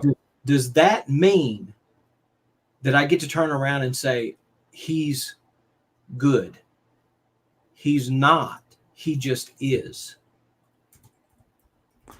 No, that's fine. I mean, what I'm actually trying to point out to yourself is not the fact of, oh, well, I'm putting my subjective morality onto his standards or anything else like that. I'm saying by his teachings, he's being contradictory. But if he's saying that people cannot sin to the age of 8, and then he goes and says that I'm going to kill the sinners of the Father and the Son, even though that apparently they cannot sin to the age of 8, why would he go and kill them on the basis of their sins? Okay, so he didn't kill them based on their sins. Let's just take, for example, when God told the Israelites to go into this country. I can't remember the country right now. And you're going to kill all the men, women, and children. Sure. Some of them were under 8. Sure. Okay. Did God tell us why he was killing all those people? Not necessarily. We don't even know why he's killing all the people under 8. We don't know that. What sure. I'm saying, just one second. On that statement alone, that if they're killing children under the age of 8, and you've stated that the Bible states, and he believes this because, you know, God and he's wrote it, then by any definition, why would he kill somebody that hasn't committed a sin? And if the under 8s cannot sin until the age of 8, then how would he justify killing them if they haven't already sinned? He didn't justify. That's what I was trying to say. He didn't justify it, and I don't claim to understand this justification. What I'm trying to get to is that because people say God is good and everything that he does is good, I have said immediately that's not true. What I objectively say, okay, killing an 8-year-old who is incapable of sin, I can't do that. Like that, I couldn't imagine killing a child at all. Like, sure. They're evil in my understanding. So that's what I'm trying to tell you, is that God is not good entirely. I'm not suggesting he is. He is immediately at fault for the entirety of the universe. All good and evil in it belongs with him. I agree. So therefore, God is both good and evil. Do you see? I completely agree, but the point that I'm not trying to say that God's evil or he's completely good. I'm pointing out the contradiction in his teachings. Right. Well, not inherently good and not inherently evil, but the fact of the matter, he said that people that do not sin will not die. And if you're saying that he says that people up to the age of 8 cannot sin, then why would he decree or carry out himself? Right, but 8-year-olds die all the time. He didn't say that 8-year-olds would not die or they would not be murdered. No, that's not what I'm saying. I'm trying to get to it, and I know you're frustrated with me, but I'm trying to get to where I explain to you, God did not teach that we should be able to kill people without sin. He did not teach us that. He said, whatever I say goes. I agree. Okay. And so that is not a contradiction in his teaching. He did not say, I can't kill anybody. He said, Can I ask you a question? Uh-huh. Can I ask you a question? If I say to you, right, I am not going to destroy my TV when I get annoyed, and then I get annoyed and I destroy my TV, is that not a contradiction or being hypocritical? But he didn't say he wouldn't do it. He did. He said he will not take anybody that hasn't committed sin. He said that you would go, it's not to hell. It's kind of a purgatory. Hell is eventually the lake of fire. But he did not say he would kill everyone who sinned. He just said that the wages of sin, which is sin in general, causes people to fall, and that leads to hell. That doesn't mean he wasn't ever going to allow anyone under the age of 8 to die, or that he wasn't going to order them to be killed. He did not say that. So it's not a contradiction from what I'm understanding you're trying to ask. Like there is with God a one rule for thee and one rule for me. So doesn't that in itself mean it's a contradiction? No, because him being God, he gets to make the rules. But shouldn't he also follow his own rules then? Yeah, but what rule is he setting for himself that he's broken? That you shouldn't kill people for no reason. He said, okay, from the perspective of I'm God, he said you should not kill people. He did not say I should not kill people. I never said that he said that he shouldn't kill people either. I said that he shouldn't kill people for no just reason. And if you can't sin or you haven't sinned, then he hasn't sinned against God's nature, so it has no reason to kill those people. And no, I don't mean people that just die for no reason. I'm specifically talking about the people that he goes after to get rid of because they apparently committed some sin towards him. Well, either that they have or will have. Do you see what I'm saying? Like the parents. By your definition, everybody will. Right. But so everybody should be killed by God then. It's not okay. So there was a specific reason when he ordered all men, women, and children of this particular group to be killed. He did not tell me what that reason was. I do not know. Sure. I can make all sorts of assumptions as to why that might be. They're irrelevant. Okay. Sure. But he did not say, I will not strike down these people. Sodom. No, he asked others to do it. So, Sodom, Gomorrah, whatever it is, he killed everybody there, whether the children were there or not. He said he had a reason in that specific one. He said he had a reason because, this town was so horrible it needed to be destroyed because there was no good that could come out of it. Whatever that reason is, I'm not justifying that it's right. I don't have to. All I can tell you is that God did not say he would not kill anyone. He did not say he did not have a reason.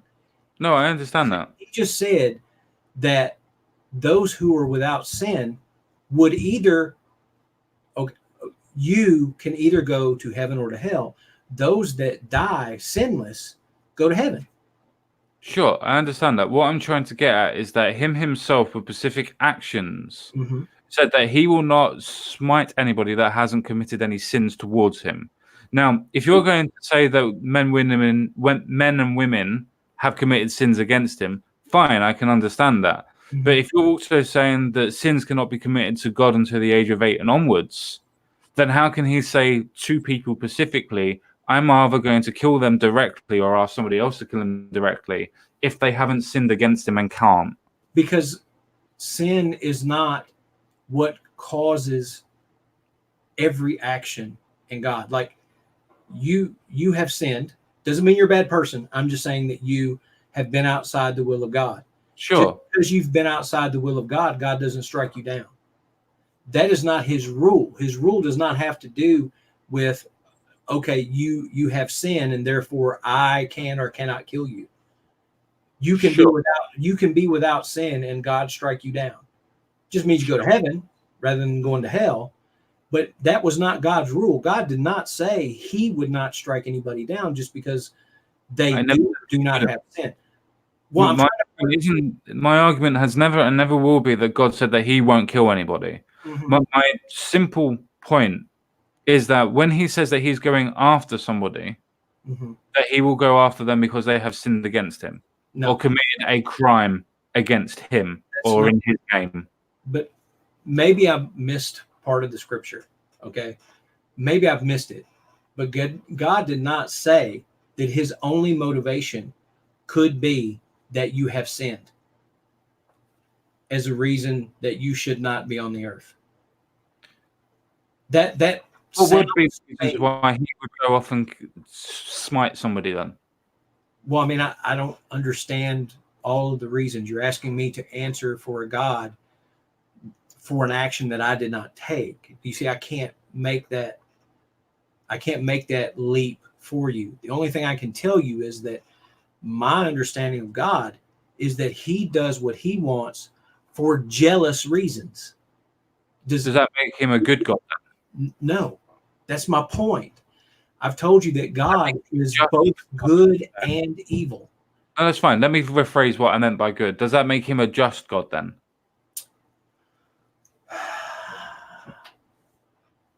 My understanding. Okay, let me go back to a little bit of the science question. I've said that things can happen in the universe in which I don't understand, but yet they just are. Sure. God can do things that I don't understand and it still be just. Because how? I don't have all of the information. God does not answer. Let me clarify what I mean by how. Mm-hmm. If he has set out what he believes is what just is, and he's given that to us in thousands of year-old documentations, and we can look at what he classifies as being just, and if we point out that by his own definitions and his own laws that he's not being just, could we not say that he's not a justful God then? Okay, so let me try to explain this in this way. The Old Testament is not about mankind. The Old Testament is about the Jews. Okay, there are the Jews and then there's everyone else. Mm-hmm. And we all can read very easily from the Old Testament that God favored the Jews over everyone else, according to their story, right? Sure. This guy holds up a cup and the army becomes victorious because they oppose the Jews. Then you have to go in and kill every man, woman, and child. That, to me, if I'm saying, well, I'm not a Jew, so why don't I get that same treatment? If that to you is unjust, then God is unjust. But I'm not saying that. I'm saying that if he has put justifications down in what he wanted to, especially in the second covenant, as in Christianity in itself, then, and he's given us his justifications for doing different things or what the just laws are supposed to be in the second covenant, then if we point out the fact that he is not being just in any aspect, then why is it a case that we cannot point out that he's being unjust? You can. I don't know who told you that he's not being just then. He's not a just God. He might not be. But that assumes that I have all of the information. I understand why this decision was made, knowing the outcome of all of the factors involved. Let me give you an example. I'm now divorced. Okay. I have 2 daughters and I have a granddaughter. Okay. Sure. My ex-wife had a stillborn child about 2 years before I met her. Sure. Okay. Eventually, my ex lost her mind, disappeared, went on drugs, whatever. I raised my kids. Sure. If that stillborn child had been alive, that child would have went back to her biological father, who turned out to be a child molester. Sure. I cannot know if that outcome would have been bad for her. Sure. I cannot know if he could have been the best father in the world. I don't know. Sure. But in order for me to know if that child dying was just or not, I have to know the outcomes. I have to know, was her dying, was that better than years of torture at the hands of a child molester? I don't know the answer to that. And so that's what I'm saying about, is God just or not? I'm saying you can determine that God is not just based on your own interpretation. God said that you are supposed to use your own mind and your own heart to judge in his actions. Sure. He didn't say you shouldn't. He said you should. Sure. You should measure him against what you believe is good. And but I'm not measuring him about what I believe is good. I'm measuring him by what he's set as his own justifications and justice. Right. But what we have assumed is that we know everything he said about justice. We don't know that. Then he should have been more explicit in his justice than when he gave them to the Bible, because he said that he's giving the laws for humanity. But he didn't give that in the Bible in that way. Okay, so one of the issues that a lot of people have is they believe that the Bible is the word of God. It is not. It is a work that is inspired by God. Okay, so sure. If there is a poet who writes a poem about a tree, the tree actually took no action. The tree didn't do anything to inspire the poem except exist. God had no inspiration in the Bible. No, he inspired the Bible. Okay, but he did not write the Bible. This is not the Quran we're talking about, where Gabriel came down and I understand. Okay. Especially a lot of the Old Testament is allegory. It's not actual history. These are stories. We can talk about how, like the virgin birth, for example, they exist in other religions far before the story of Jesus came about. Some of these stories were just oral tradition. They weren't written down for maybe 2,000 years of Jewish history. They were just passed from person to person. So the stories have meaning in, like Jordan Peterson said, in their utility to us, but they're not intended to be taken as literal because God didn't write it. Okay. So God didn't have any justifications for us to follow then, or put them into the Bible as divine inspiration at all. Everything written as justification in the Bible is just purely by man. Right, except for the words in red, which are Jesus' words. And I tend to believe that those were recorded specifically in a way. Except for that, except for the words in red, God spoke. Just take the words in red very quickly then. Can I just take the words in red very quickly then? Lakwaman Admin actually makes an extremely valid point, which I think is actually very relevant to what you just said, which is why I'm bringing it up. Mm-hmm.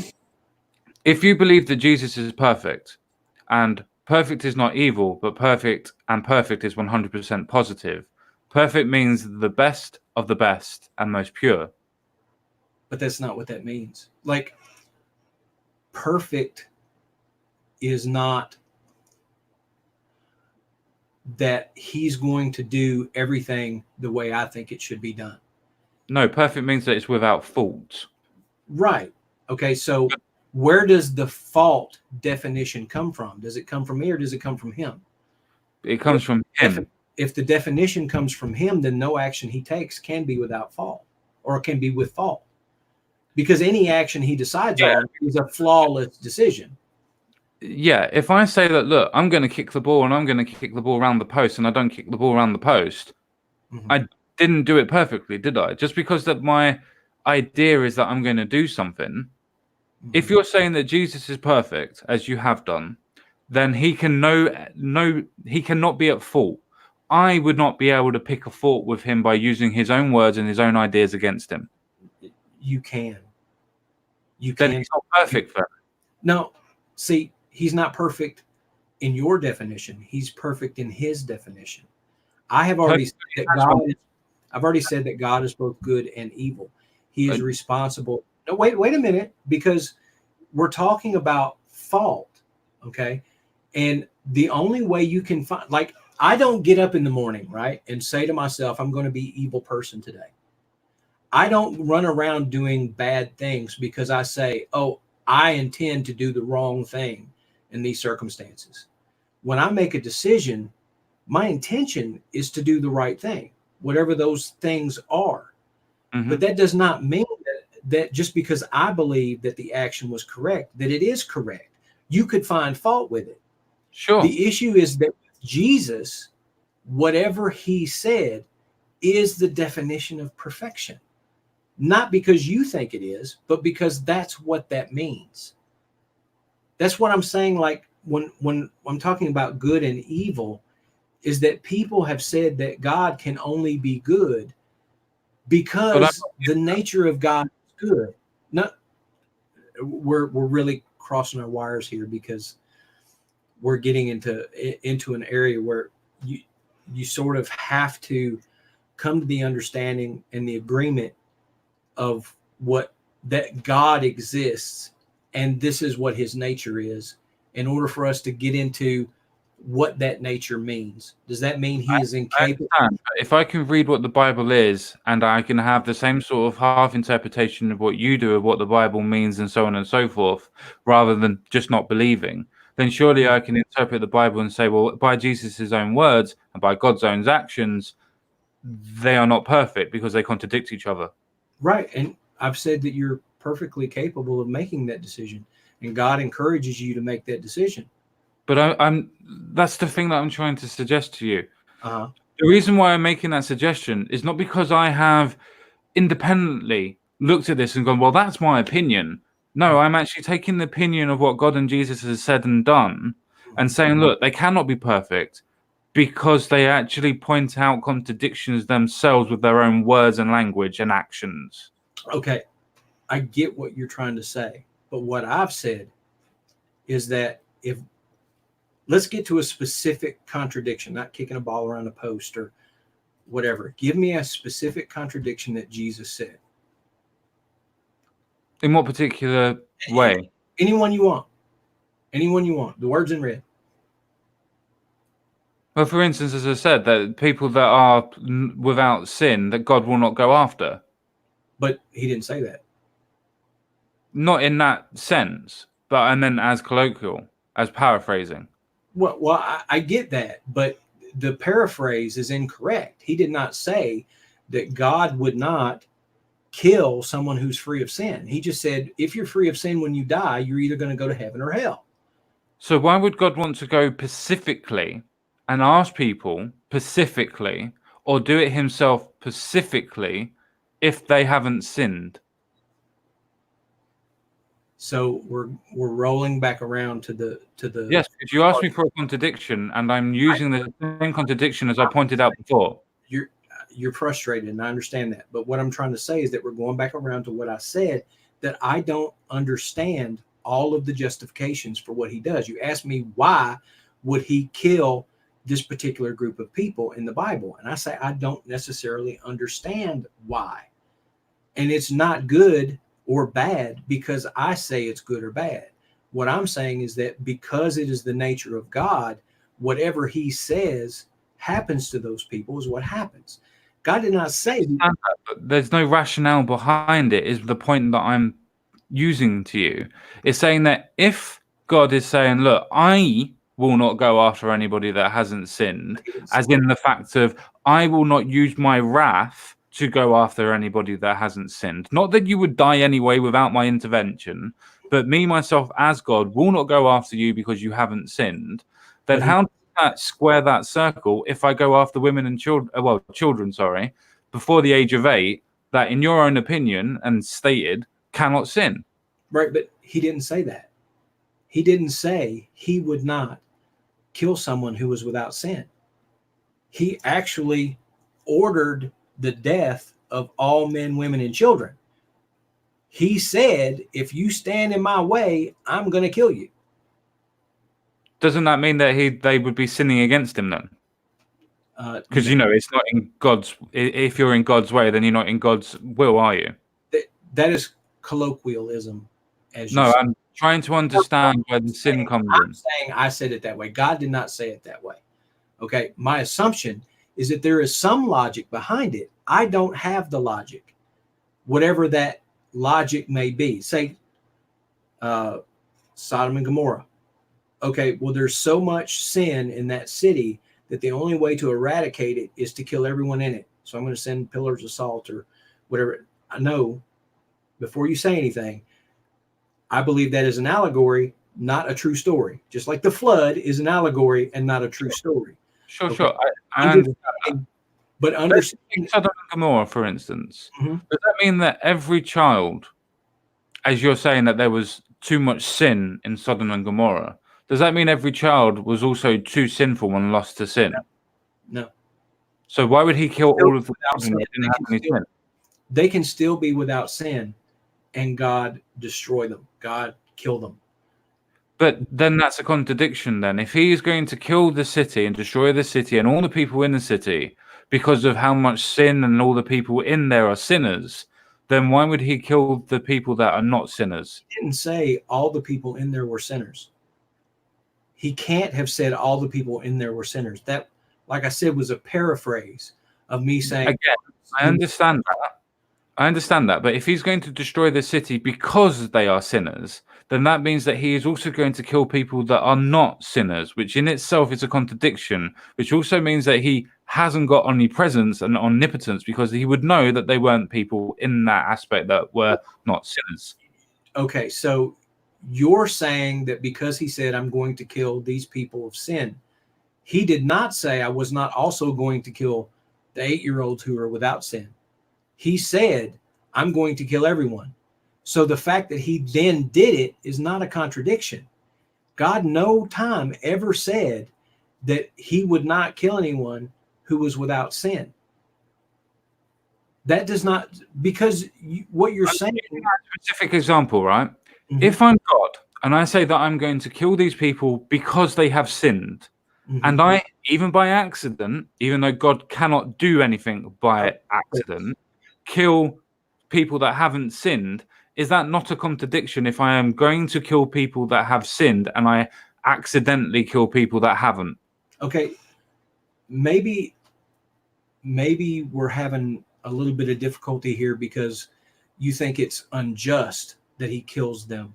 No, I don't care about the unjustness of it. I'm pointing out the contradiction. If I state I'm going to kill people because of sin, and I am God, and I know all, and I have power over all, then why would I accidentally kill people with no sin if I say I'm directly going to kill people with sin?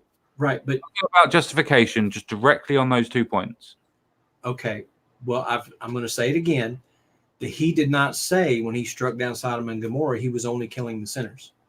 He said, I'm going to kill everyone. Or because there is too much sin in those cities. Yeah, but that was my way of saying it. Okay. He said, there are not enough people here without sin for me to save it. I'm going to destroy it. There are not enough people here without sin, which means that he also went to kill people with sin. Him being God that would know that the difference of the people that are with sin and without sin, if he's going to kill everybody with the sin, he's then contradicted himself by killing others that don't have sin. He didn't say, I'm only going to kill the people with sin. He just said, I'm going to destroy the city.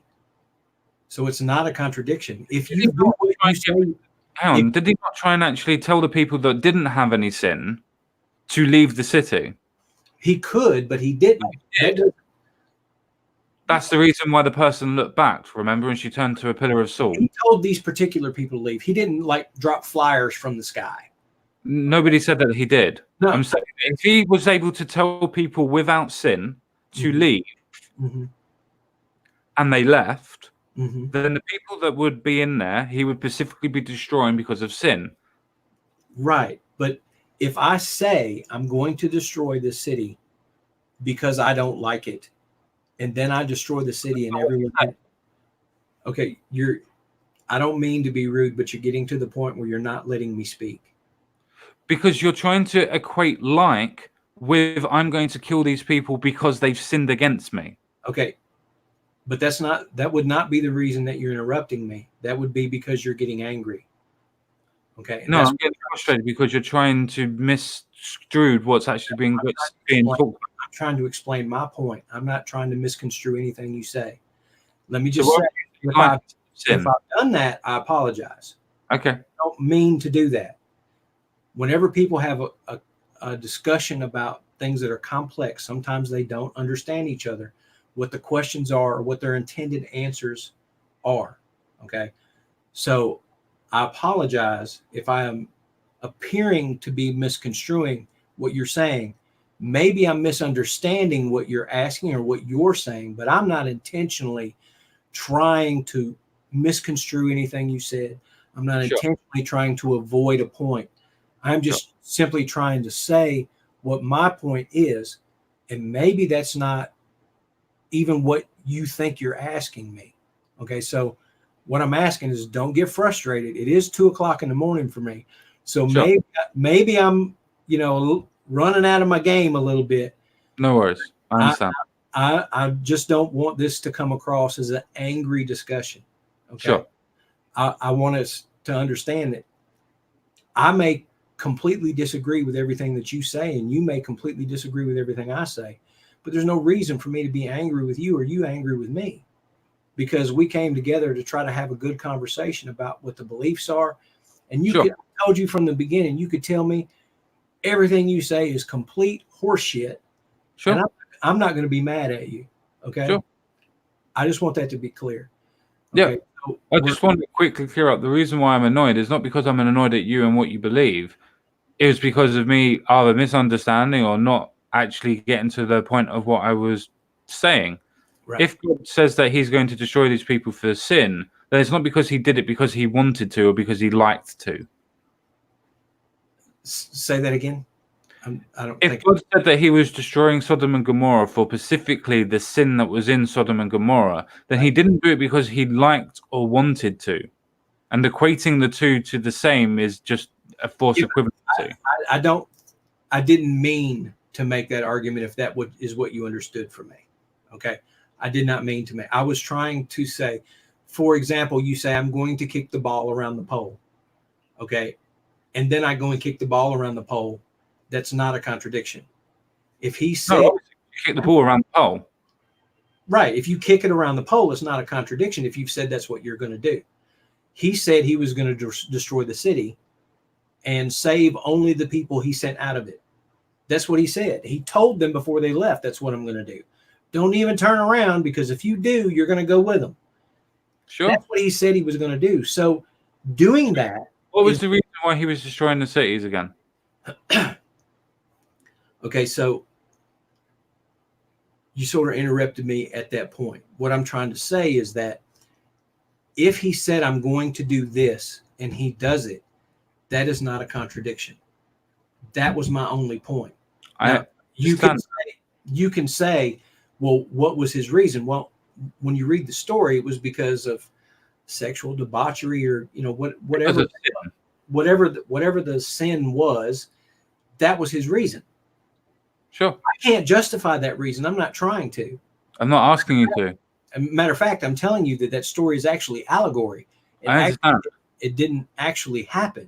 So for me to justify a story I believe actually didn't happen, what we're actually getting to is, what is the moral of that story?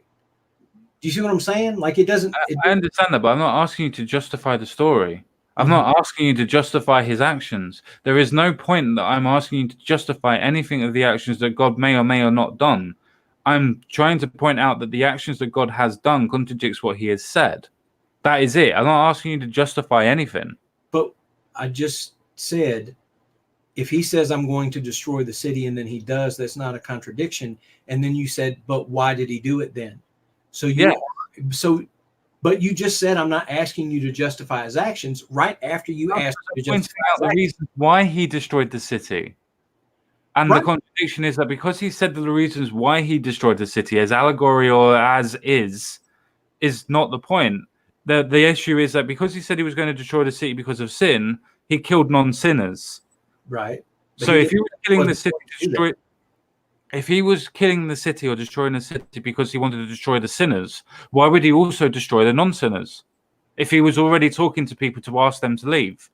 Okay, and he didn't talk to everybody. He only talked to those people. Okay, but is not asking me why asking for a justification? No, it's asking you to go, why is that contradiction so obvious to somebody like myself, but isn't to you? Okay, maybe I'm missing the contradiction then, because what I've said is he did not say he was not going to kill everyone in the city. He, in fact, said he was going to kill everyone in the city. So that's I understand that. Okay, so then we're talking about justification. No, we're not. We're talking about the fact that he said that he was going to destroy the city because I'm going to destroy the sinners. He also destroyed non-sinners for no other reason than the rest of the city. Now, if he was going to destroy the city specifically because of the non-sinners, then why did he not tell all, not just a specific group of family, to leave, which he didn't? He only talked to the group of family. Right, that's a justification. Why would he do that? It's pointing out that the reasoning behind it is a contradiction. I'm going to destroy these cities because of the sinners, but I'm not going to let the sinners leave, non-sinners leave. Well, he didn't say he wasn't going to allow them to leave. They just didn't leave before he destroyed the city. It's not like he erected walls around the city. Okay. And I know I'm splitting a hair there. Okay. I know I am, and I'm not intending to do it on purpose. But what I'm trying to understand is how asking me why he did it is not a justification when it's clearly asking for a justification. Why is asking for a justification? I don't know. I don't know why he did this particular thing where he said, I'm going to destroy this city and the sinners and the non-sinners are going to die alike. I don't know why, but he did not say he wouldn't do that. So that's not a contradiction. Okay, that's not a contradiction. That's fine. Why is it then, in certain aspects, that people will point to the Bible and point out different contradictions? Now, I could go to a specific website. You've said yourself that there is contradictions and everything else like that. If the Bible is God's word, and if the Bible is supposed to be a representation of what God wants, maybe not God's word, but a representation of what God wants, then why is it that there's that many contradictions where you can fill a website up? Right. Well, there's hundreds. I went to a site a few years ago that listed up like 260 something contradictions. Yeah. It depends on. Okay, so if we take into account that I believe that really the only written part, written sort of, not really written because Jesus didn't actually write anything. Sure. But if we only consider that really Jesus said in the words in red are the only actual, even close to literal thing that God said, except for the burning bush, those few instances in the Old Testament. If we say that those are the actually only words in red, then I would have to go back to that site and say how many of these contradictions are actually found in the words in red, and how many of those contradictions have to do with, and this is not hyperbole, on this website, almost half of those contradictions that it listed, and I can't give you the exact number or the site. I'm sure there's sites that have more and some that have less. Sure. But on this site, nearly half of those contradictions had to do with, well, this guy said that this king had 2,000 horses, and over here it said he had 300. So it's a contradiction. Okay. So some of those, I immediately because I don't consider those stories factual, like I just don't care. So in order for me to get to the contradictions that matter, as far as what God could have possibly been actually responsible for, not just it was inspired by God, I'm trying to understand God, those actual interactions with God, which of those are contradictions that happened in those parts? I know you don't have any available, but I'm asking, do you have any off the top of your head? Not off the top of my head, no. Okay. So maybe we can have that conversation later. I mean, if you're enjoying this conversation, I actually enjoy it. I think we could have that conversation later. Maybe we can look it up and we can, sort of put our heads together on some of those. And, maybe, I mean, I don't know. There could be some I have not looked at, some that you can enlighten me on. Well, my point was not that there are contradictions, but the point is that God contradicts himself. That's all I was saying. I wasn't trying to go, oh, well, because there's contradictions, you shouldn't believe. I was No, saying, I sort of give that point. Like, I understand that that's not what you're saying, but what I'm saying in response to that is that if it's, since the Bible is not actually written by God, but just inspired by him, then what Paul said to this church makes no difference, because God didn't say that. So it can't be a contradiction that God said. So we need to drill down into those parts that to me would be valid, which are the words in red. Jesus said this, and then he said this, and those things do not agree. okay. So, I mean, it's, 2:15 in the morning, bro. I don't mean to cut you short, but I'm willing to talk about those things. It's just now we're getting into a whole nother section that would take probably another. No, that's fine. No, that's fine. There's no reason to be able to fall off into another point of discussion. Though I would just want to, just for the clarification of the end of the stream, so to speak, is just for one last point. Do you still think that a creator God that, in your opinion, at least kickstarted the idea of creation, doesn't need a creator, and why that is? Okay, so it's not necessarily that I believe that he would have or would not have. It almost, because I thought about this actually after you asked it the other day. I sat down and put some thought into it. And what I sort of got my head around, and I'm still struggling with it because it was a good question. But what I sort of got my head around is that because the nature of cause and effect intermingle in this time before creation, that it's not significant to me if there was another God that created simply the God that created me. My relationship, like, for example, the relationship between you and your grandfather is different than the relationship between you and your father. Sure. Okay. There may be circumstances where you have people in your family that led to the creation of your father, which are of no import to you. Like, you really don't know who they are, and they don't matter. But that's my point, though, that they do matter. But just because you don't know them doesn't mean that they're not important. Like, yeah, I don't know my grandma, I don't know my granddad, but if I didn't have them, or didn't know of their existence, or the person that created me, so to speak, didn't know or have them as an existence, I wouldn't be here, and so on and so forth throughout the whole of my lineage. Right, but it's important to you by your choice. There are people I know, a good friend of mine named Todd. He's adopted. He does not know his biological parents in any way, and they don't matter to him. They're just of no significance to him in any way. And so that's what I'm trying to tell you. Like, there may be a significance to that I haven't fully investigated. But because I have not looked at it up till now, my only decision is that I haven't looked at it because it was of no significance yet. Yeah. Do you see what I'm saying? No, it may be significant, and it may be something I need to think about. Yeah. But up until now, it just hasn't occurred to me because it is of no significance in my direct relationship of study of God. That may be false. That there may be importance to that that I have not investigated. But that's my answer for now, if you see what I'm saying.